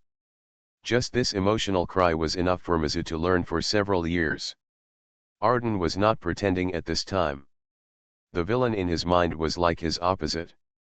He completely controlled his body when he was emotional. He was so kind that Arden felt guilty and embarrassed. Is this really himself? In the sky, Yevgeny flew to a distant airship that had just taken off. It was the airship of the trial hall. After he stood on the deck of the airship, he hurriedly said to the witch hunters, "Go find the place where the furnace is reborn. Find the place where the flame is abnormal. It is still autumn now, and the residents' fireplaces are not burning. There are not many places to make fire in Fabreau. It will be troublesome when winter comes. The furnace may come out of any fireplace." The furnace just appeared in the Parliament building. According to the information collected by the tribunal, every drop of blood of the Phoenix Wizard will burn after death, so there will be no biological evidence of the furnace there. I hope that when I arrest the furnace later, I can find the flaw of the furnace. A red flare flew into the air, and 8 airships flew from different directions of Fabreau. Together with the airship where Yevgeny was, a total of 9 tribunal airships were cruising over Fabreau. The first prop on these airships against the Phoenix Wizard is the infrared detector. An infrared detector is installed every few meters around the railings of each airship. In the field of view of the infrared detector, all high-heat objects will be observed. Since it is going to be reborn from the ashes, there will be a deflagration, which will leave traces and be captured by the infrared detector. North City. In the North City Cemetery. The signal light on the Judgment Hall airship searching in the North City was on, proving that they found the deflagration and the person who suddenly appeared after the deflagration. Fabreau City is not a big city. The distance from the city center to the cemetery in the suburbs is no more than 5 kilometers, which does not exceed the limit of rebirth from the ashes. Such a small city is very suitable for Rudolph. The North City Cemetery is where nobles and alchemists are buried after death. The cemetery is lush and green, and there are people guarding it all year round. 2 candlesticks were lit in front of a tomb, proving that the owner of this tomb had just died. On the pure copper candlesticks, the candles were like lush tree crowns. A golden flame suddenly burst out from a candle, and Rudolph walked out of the flame. He looked back at the tombstone. It was Abel's tomb. Thanks to the distinguished Abel, he was not completely bad, and finally helped Rudolph after his death. The candle light shone on the tombstone, which had Abel's full name and his photo. After Abel's death, his portrait became much more kind. Not far from Abel's tomb is the tomb of Deputy Speaker Jem. Logically speaking, Claude, as the Deputy Speaker, is qualified to be buried here. It is not as crowded and chaotic as the South City Cemetery. Maybe Abel felt that Claude betrayed the Alchemy Council, so he didn't let Claude be buried here. Now it seems pretty good. The South City Cemetery is lively, unlike here, where there is a large gap between the 2 tombs, making the already gloomy cemetery even more desolate. After putting on his hat, Rudolph went into the dense forest next to him. Yevgeny in the distance was a little manic. The attack of the furnace tonight was very sudden. Today was the first day that the signal tower was erected, and the furnace was least likely to appear. But the furnace came just like that, not only blowing up the Parliament building, but also leaving. The furnace was resurrected in front of Abel's tomb. Don't you think it's ironic, senators? Yevgeny thought that he would set a rule for Fabreau City in the future, and Fabreau City would not allow fire sources unless necessary. The 9 airships accelerated and rushed to the outskirts of the North City. Rudolph looked up at the starry sky and found that he still couldn't sense the star power. He glanced at the airships in the sky not far away. There were mobile signal towers on those airships, which could also shield the star power. The flashing red lights made Rudolph feel uncomfortable all over, and his star power could not be replenished. The signal tower that blew up the Parliament building, a Gemini forbidden technique, and a rebirth from the ashes, left Rudolph with less than a quarter of the star power in his body. Those signal towers are really annoying. Their components are inconspicuous, easy to transport, and can be assembled quickly on site. They can also be installed on airships to become mobile signal towers. I really don't know what equipment the alchemists in those big cities in the center of the kingdom have prepared to deal with wizards. Hurry, this is our chance, the wizard's star power is running low. Yevgeny urged his men to let the airships surround the wizard from different directions. Weird Star Witch. Author, White Silver Black Iron. Chapter 449. A shrill alarm bell rang over Fabreau City. The witch hunters who stayed in the city used infrared detectors to monitor the entire city. The Court of Justice converted the roofs of many houses into infrared observation points.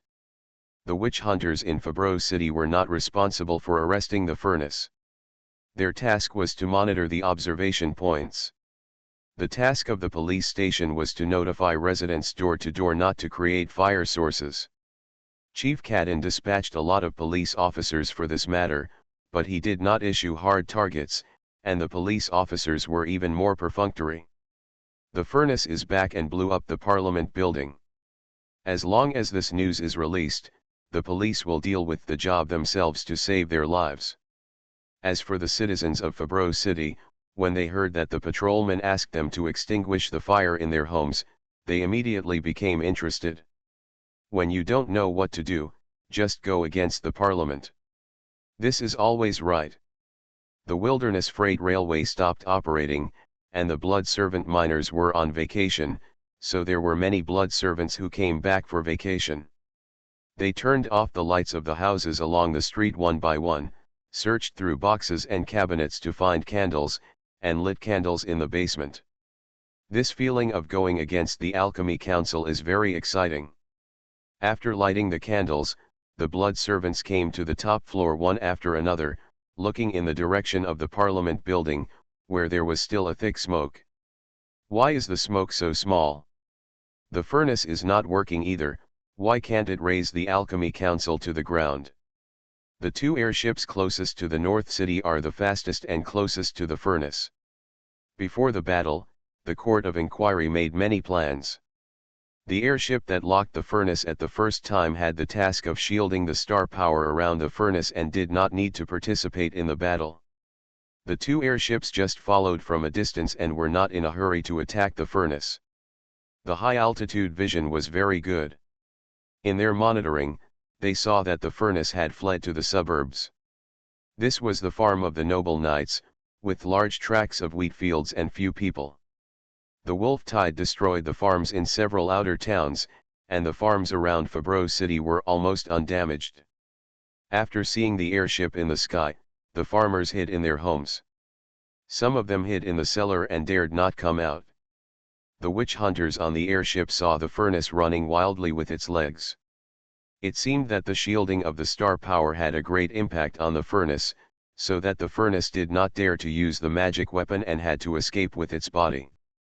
When all the witch hunters locked their eyes on the furnace, a corpse suddenly emerged from somewhere on the ground. The corpse was extremely burly, more than 2 meters tall, and full of muscles. The next moment, a giant 100 meters tall stood up from the ground. The rapid expansion made the giant's fluffy hair rise high. The head, which was as big as the airship, was extremely oppressive, especially the pair of empty and huge eyes, staring at the witch hunters on the airship. The giant held a stone in his hand, and the stone was thrown out by the giant's thick arms and thrown at an airship. After the stone was thrown out, it was found that the stone was not small at all, and it was as tall as 2 people.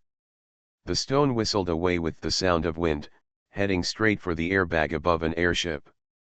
Facing the full force attack of the 100-meter level 5 giant, the alchemical reinforcement array on the airbag was instantly activated, and the copper wire engraved on the surface of the airbag emitted a red light after being overloaded. This is still the airship of the Judgment Hall, with amazing defense. When the second stone flew over, the airbag of this airship was quickly pierced. At the same time, in another direction, several consecutive blood-red knife lights rushed straight into the sky. The target of the knife light was the airbag of another airship.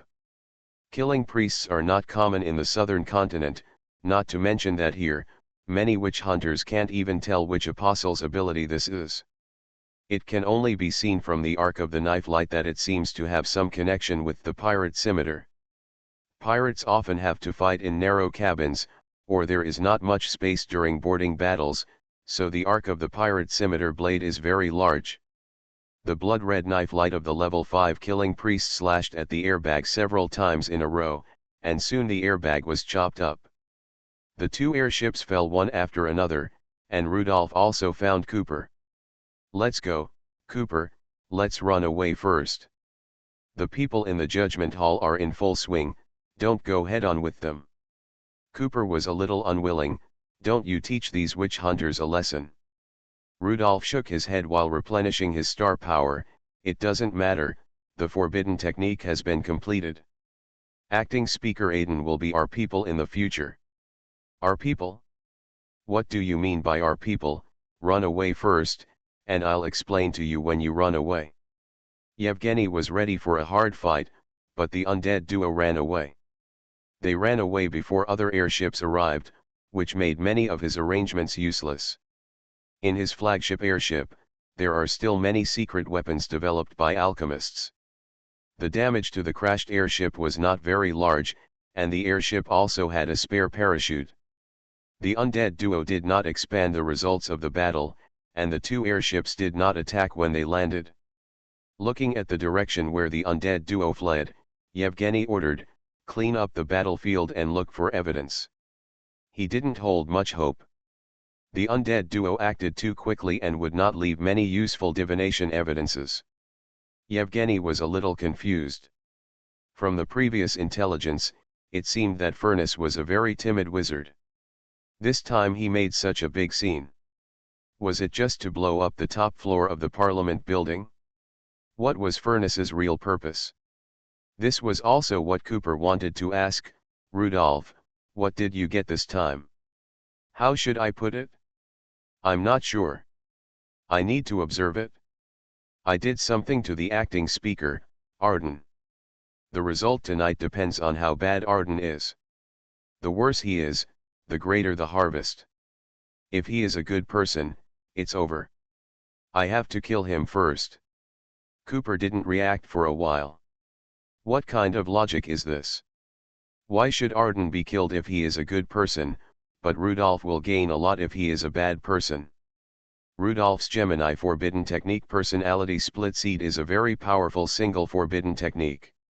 As for the effect of the forbidden technique, it remains to be seen. I don't know what surprise Arden will bring to Rudolph under this forbidden technique. Acting Speaker Arden, who was missed by Rudolph, calmed down the panicked Parliament building and left in a carriage.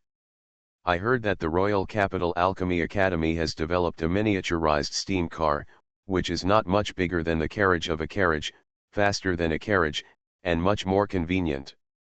It's a pity that it will take a long time for those novel alchemical products to become popular.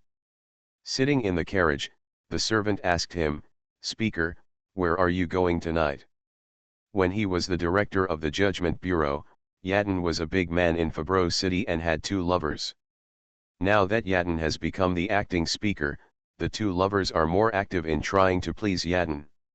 While thinking about which lover has provided more emotional value recently, a little man said in Yadin's mind, "Go home, be a good husband, be a good father." Why did he have such an idea? Rudolph, who was far away, felt Yadin's strong emotions again. He launched the forbidden technique again, and half of the Gemini in the star map was shining and half was dim. This is a kind of training and transformation for Yadin. With more training like this, Yadin's second personality will become stronger and stronger, and gradually become a person completely opposite to the original Yadin. Go home. The servant didn't react for a while when he heard this answer. Go home. Not only did the servant not react, but after Yadin returned home, his wife didn't react either. You know to come back to. In the past, Arden would have hated his wife even more when he heard her say this, but today, Arden simply said, "Long time no see."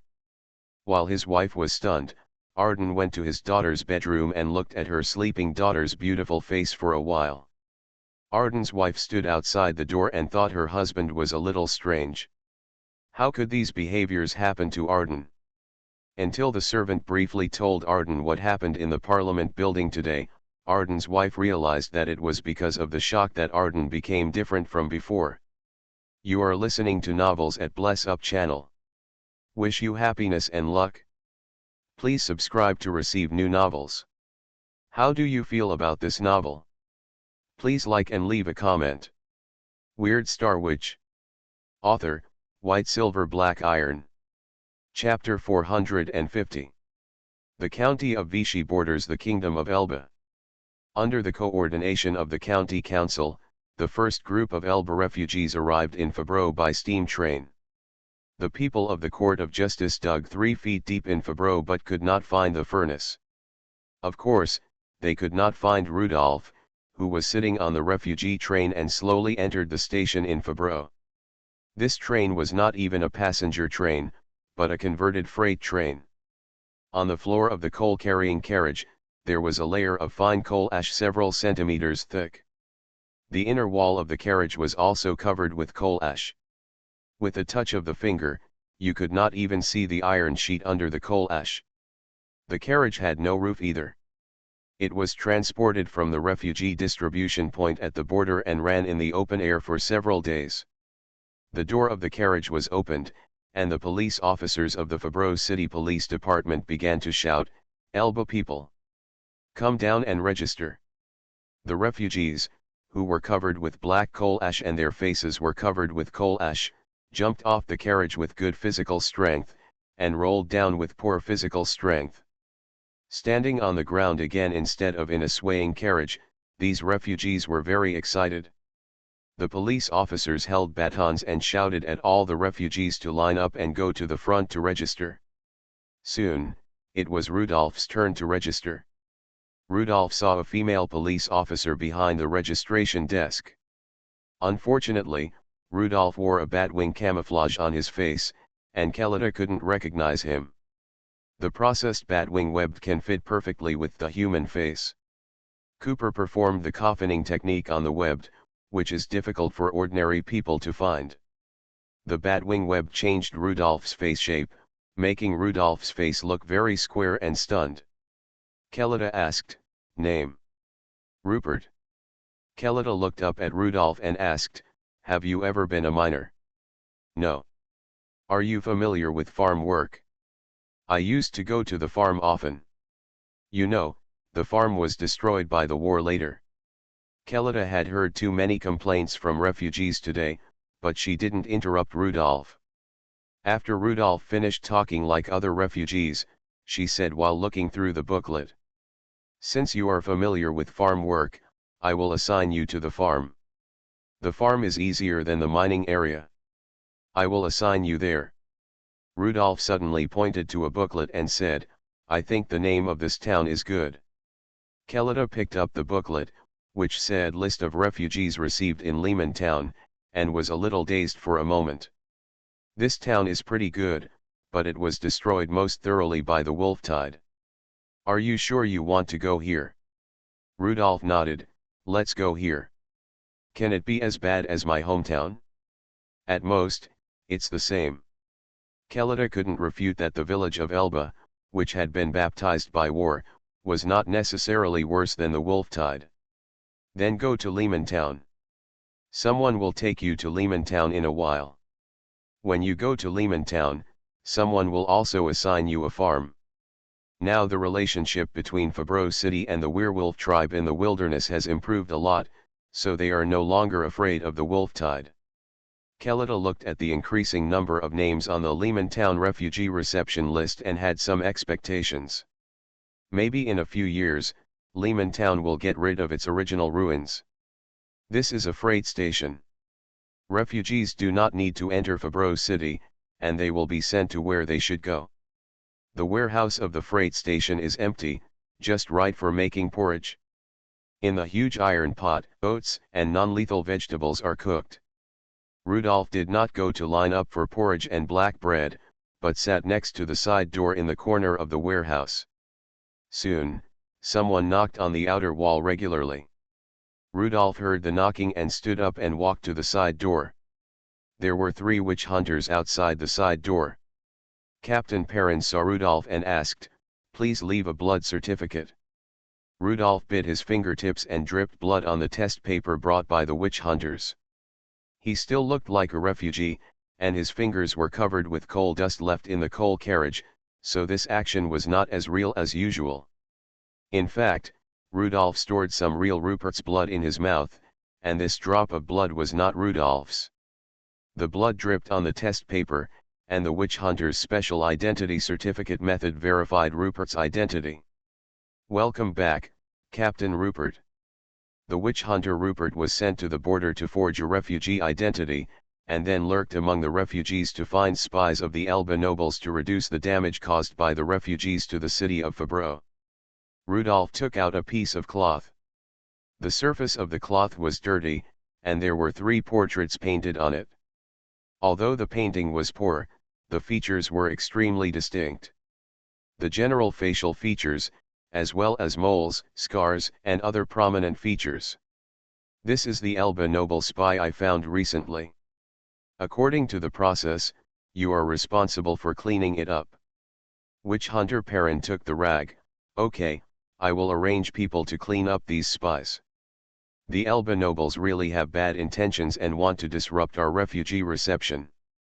Rudolph asked, "Does the trial office have any arrangements for me? Or should I continue to lurk?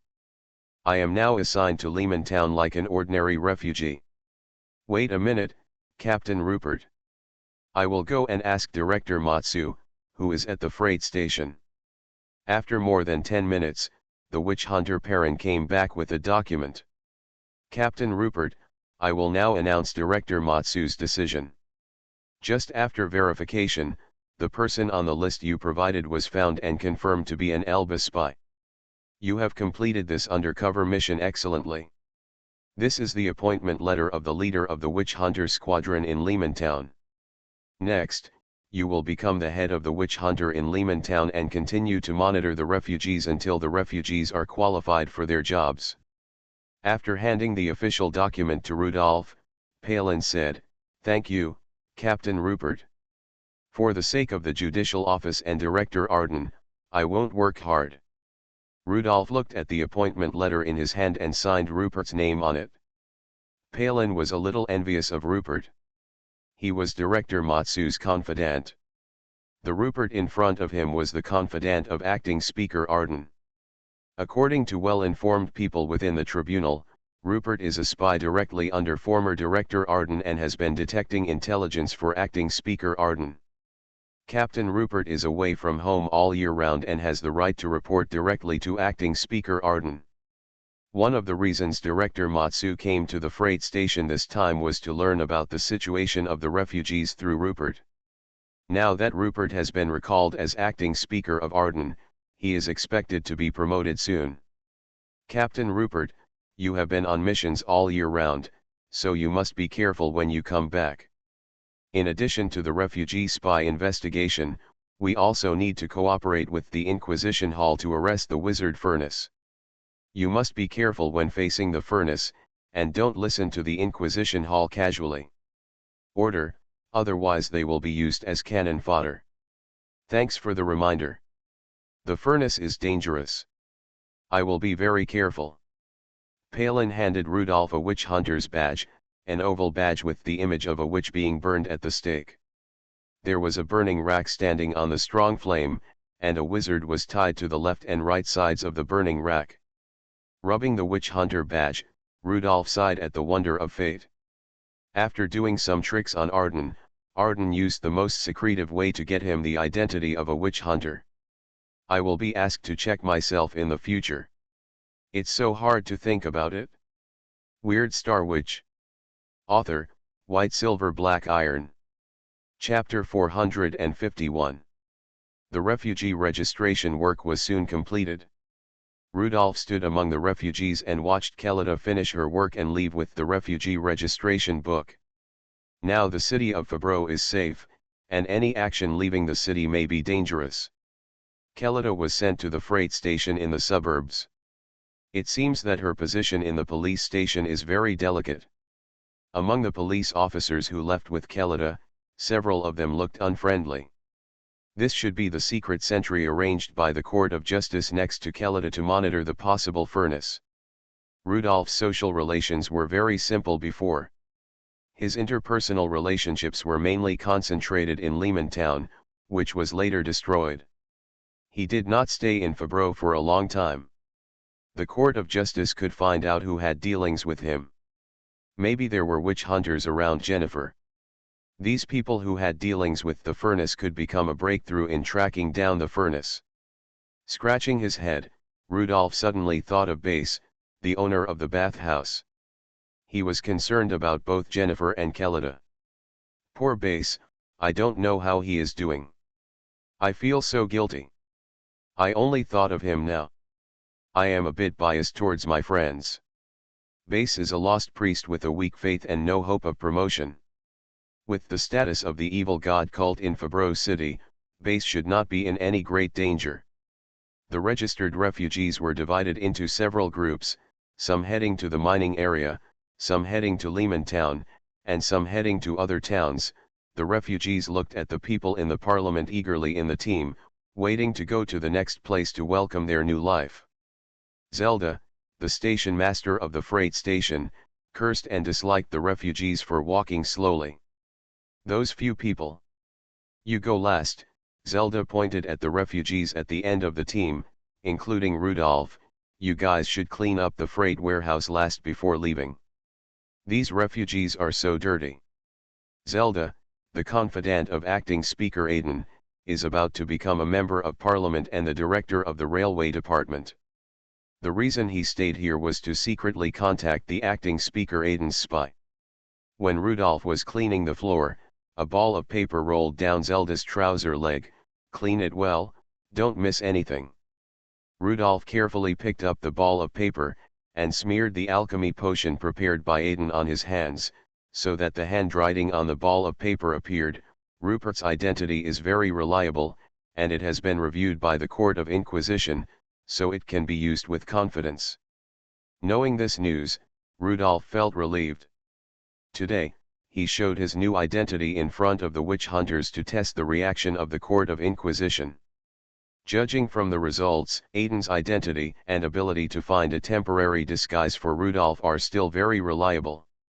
It feels good to have an insider. When leaving the freight station, Rudolph looked in the direction of the city. The most conspicuous thing in the city is the 5 signal towers. On the top of each signal tower, a red light flashed, indicating that the shielding function was operating normally.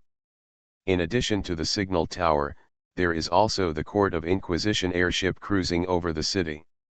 There is a mobile signal tower at the tail of the airship, so that even if the fixed signal tower is destroyed or fails, the mobile signal tower can make up for it.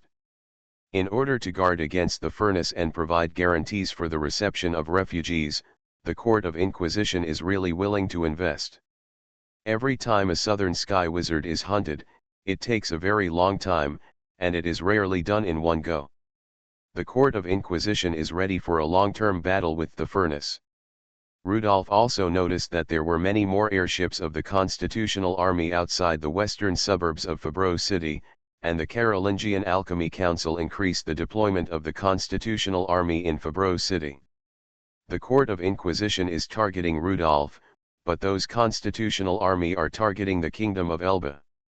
Some time ago, when Rudolph was at the border, he saw a large number of Carolingian Constitutional Army assembled and deployed on the border. Perhaps, the Carolingian Alchemy Council has already made preparations to directly intervene in the Elba civil war on land. The storm is coming, and I don't know if there are any variables in the evil god cult in the southern continent. The situation of the Elba nobles is not optimistic.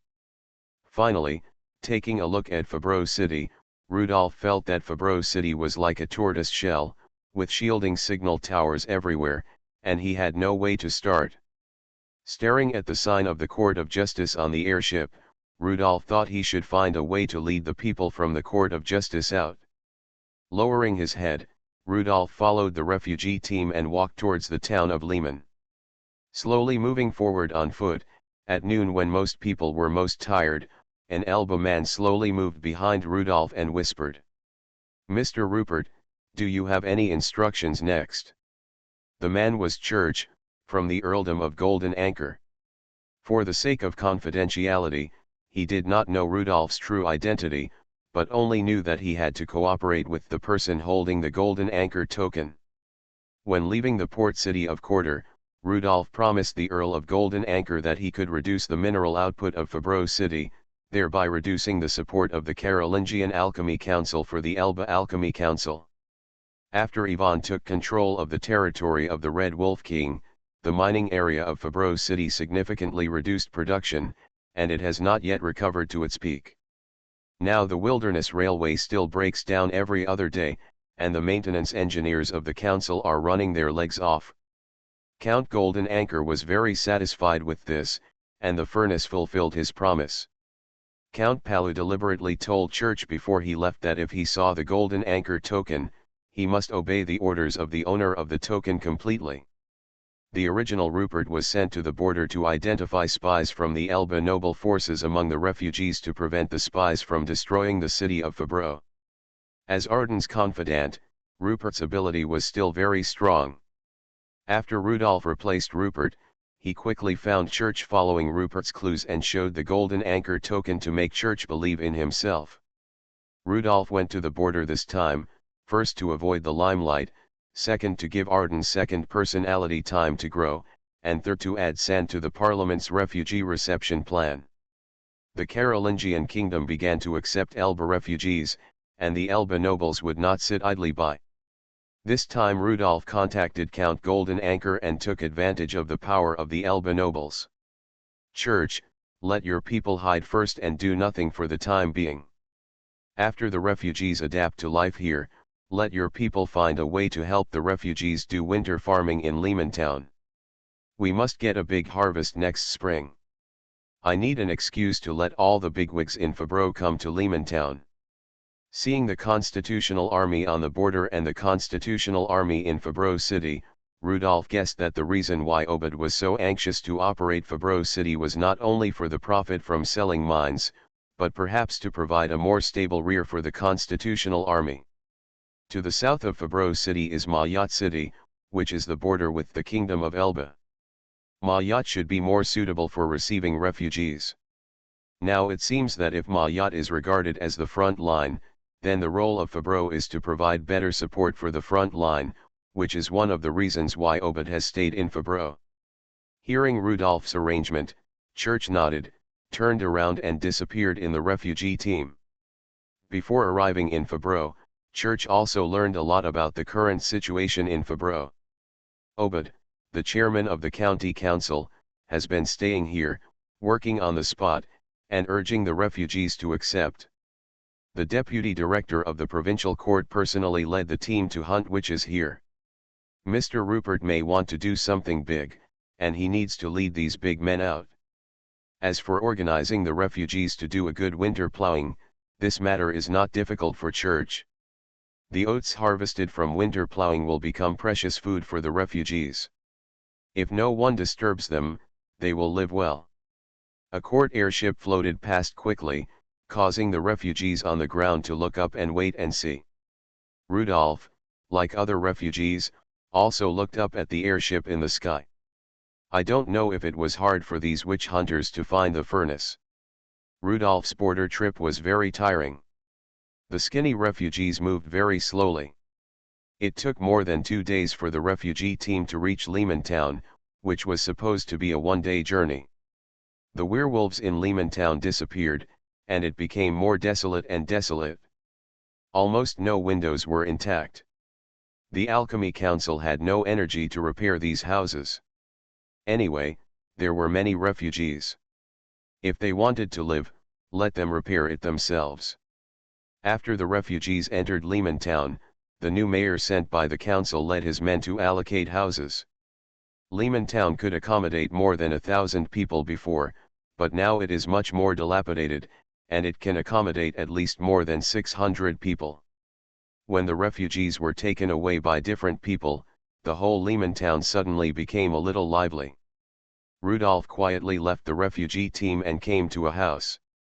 He became the captain of the witch hunters in Lehmantown and also took over the base of the witch hunters in Lehmantown. Rudolf had some impression of this house. It used to be a casino in Xuanhuan. I have been to the casino many times, but I didn't expect that this casino was actually the base of witch hunters. Rudolf remembered that Xuanhuan and the blood clan Revno family also had a close relationship. It seems that the blood clan has long been unclear with the Inquisition. After kicking the door open, dust was raised by the upside-down door panel and rushed in. The windows of the casino are very small, and the light in the dilapidated casino is dim. After stepping back for a distance, Rudolf saw the gambling tables inside after the dust was smaller. The gambling tables were covered with dust. The dust had some bulges, which looked like chips or sieves. Rudolf is now a mysterious witch hunter, and he can't let him clean it himself. Turning around and going outside, 3 refugees soon appeared in Rudolf's field of vision. Rudolf stood on the steps at the entrance of the casino and said to the 3 refugees, "Clean this house in 2 days. Each of you will be given 10 Carolingian bronze shields per day." The 3 refugees saw the dark bronze shield in Rudolf's hand, and their eyes shone. The Carolingian bronze shield is a hard currency among the Elba refugees, and it is what they need most. After getting the bronze shield, the 3 refugees rushed into the casino excitedly, not realizing how dusty the casino was. There is a long awning at the entrance of the casino, under which there is a table and 2 chairs.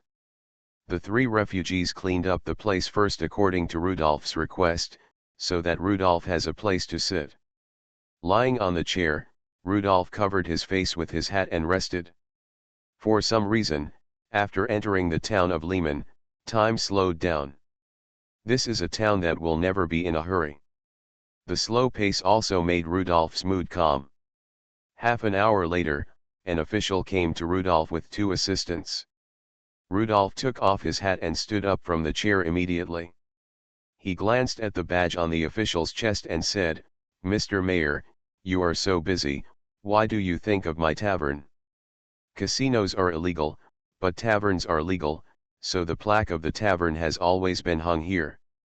The former mayor of Lehman Town was the Red Priest Mr. Pulley. After the Ravener family was eliminated, the council appointed a mayor again. The mayor said, "I am Baines, a member of the city council, and the mayor of Lehman Town. Lehman Town welcomes you to do business. Remember to register with the town, pay taxes and management fees on time." "Okay, respected Mayor Baines." While answering, Rudolph accidentally revealed a corner of the witch hunter badge. When Baines saw the badge, he nodded with satisfaction. The Inquisition finally sent the captain of the witch hunters from Lehman Town, which made Baines feel much more at ease. The witch hunters did not keep secrets from the mayor, and the two knew it well. "Mayor Baines, please keep number 15 Paget Street. That's where the furnace used to live. I will set up control there immediately. Of course, the refugees don't know, but we know that it is a haunted house. Rudolph and Yvonne will not live there, but they don't want the house to be bought or occupied by refugees." After sending the mayor away, Rudolph rested on the recliner again. Less than half an hour after resting, there was a regular knocking sound in the narrow alley on the side of the casino. Rudolph was a little unaccustomed to the witch hunter's sneaky style of doing things. He stood up from the chair and went into the alley on the side. There were 3 witch hunters in the alley. The leader said, "Captain of the witch hunters in Lehman Town, the court of inquiry requires you to cooperate in investigating the traces of the furnace. If you find any information related to the furnace, report it immediately." Received. As the captain of the town witch hunters, he would often report his action plan. I wonder if the court of inquiry knew that this was the trace of the furnace they were looking for. Remembering something, Rudolph said, "Can the court of inquiry build a signal shielding tower for Lehman Town? Lehman Town is isolated and not as heavily guarded as Fabreau City. The furnace once lived here. What if he came to destroy Lehman Town?" The witch hunters in the court of inquiry seemed to have expected it. They knew that the witch hunters stationed in Lehman Town would make such a request. The signal tower posed such a huge threat to wizards. Without the shielding signal tower, the witch hunters would not feel safe. "Wait for a while. You are the only one in your witch hunting team in Lehman Town. When you build a team, the Court of Inquisition will build a signal tower here." Rudolph nodded with satisfaction. The Parliament was indeed rich and willing to build a signal tower in a small border town. It's good to have a signal tower. It's just right for Rudolph to study what weaknesses the signal tower has. "Rupert, take us to see the places where the furnace once lived tonight. Don't miss any place. You can come here to find me at night. I don't know what your name is. Bowen, you can call me Captain Bowen."